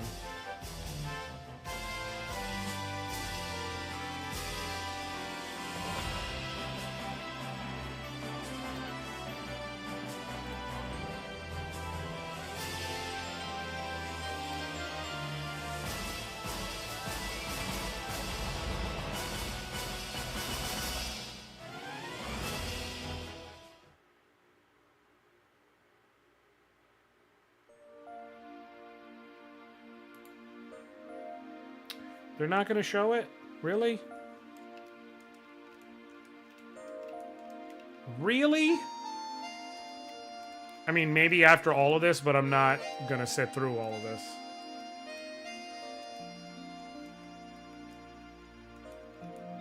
I will, fine. Okay, so I will talk about it. Too bad they didn't add the extra stuff for Saturn. So, I've talked about that with a friend of mine, and, like, I very much so love the remaster of 1. I think it's great for what it is, which is, I don't even think it's a budget thing, because they've spent so much time working on these, and, like, having a team on them.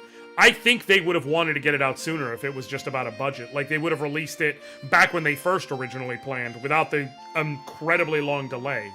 I think it was just that they wanted to recreate the original game with some minor conveniences, but ultimately still the original game, and not make notable changes to it. It's the same as how with the Final Fantasy Pixel remasters, they don't include any of the extra content from, you know, the GBA releases of 1 through 6, or the PSP releases, for instance. I think it is an intentional choice. Now, would I have liked them to update the inventory in 1 to be like 2? Yes. Would I have liked them to add a convoy system? Yes. And would I have liked them to add the Saturn content so we could have gotten AK's armor, or AK's arena on the roof of the castle, and the ability to get darkness runes, and the ability to get silver armor? And would I have liked them to, you know, add in the pirate scene and, you know, the extra story content there? Of course. It would have been great. It would have been awesome to be able to play that in English for the first time, like on an official thing. But I'm not mad at what they created, either. Right? That's a thing where, like, this is something I wish they would have done with the opportunity. But given that their intention seems to be, we wanted a true-to-form remaster with but so many modern conveniences, and we wanted the overall experience to feel like the PlayStation version, I understand the choice. I wish they made the other choice, but I understand the choice, and so from that point, I judge it on its own merits, kind of thing. Which is, I love Suikoden, man. I got this in the 3rd fucking grade. I got this game in the 3rd grade. I remember seeing the back of the box and seeing it talk about change your party of characters using any of over 100 recruits that you meet on your missions. I remember it talk about, I remember seeing it talk about the 27 true runes, the multiple battle modes, one-on-one duels, bandit fights, even full-scale army versus army, and I was so intrigued. And I even loved this dumbass, westernized cover they made, because it looked intriguing. And little did I know it would go on to be so foundationally cool for me. Little did I know it would lead me to my favorite game I have ever played. I appreciate you, Yami. So, I'm just happy for Suikoden, man. I'm happy it's back in any amount. More Suikoden is literally always better. And special thanks to Yoshitaka Moriyama.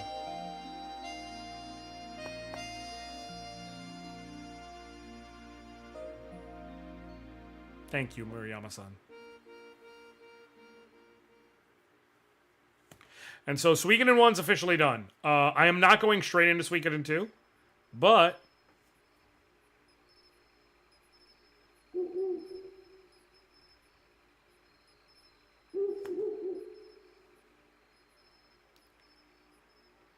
Because McDowell knows he can't have a normal life in the Tauren Republic with that rune of his. And there's nowhere that he's going to go that Gremio is not following.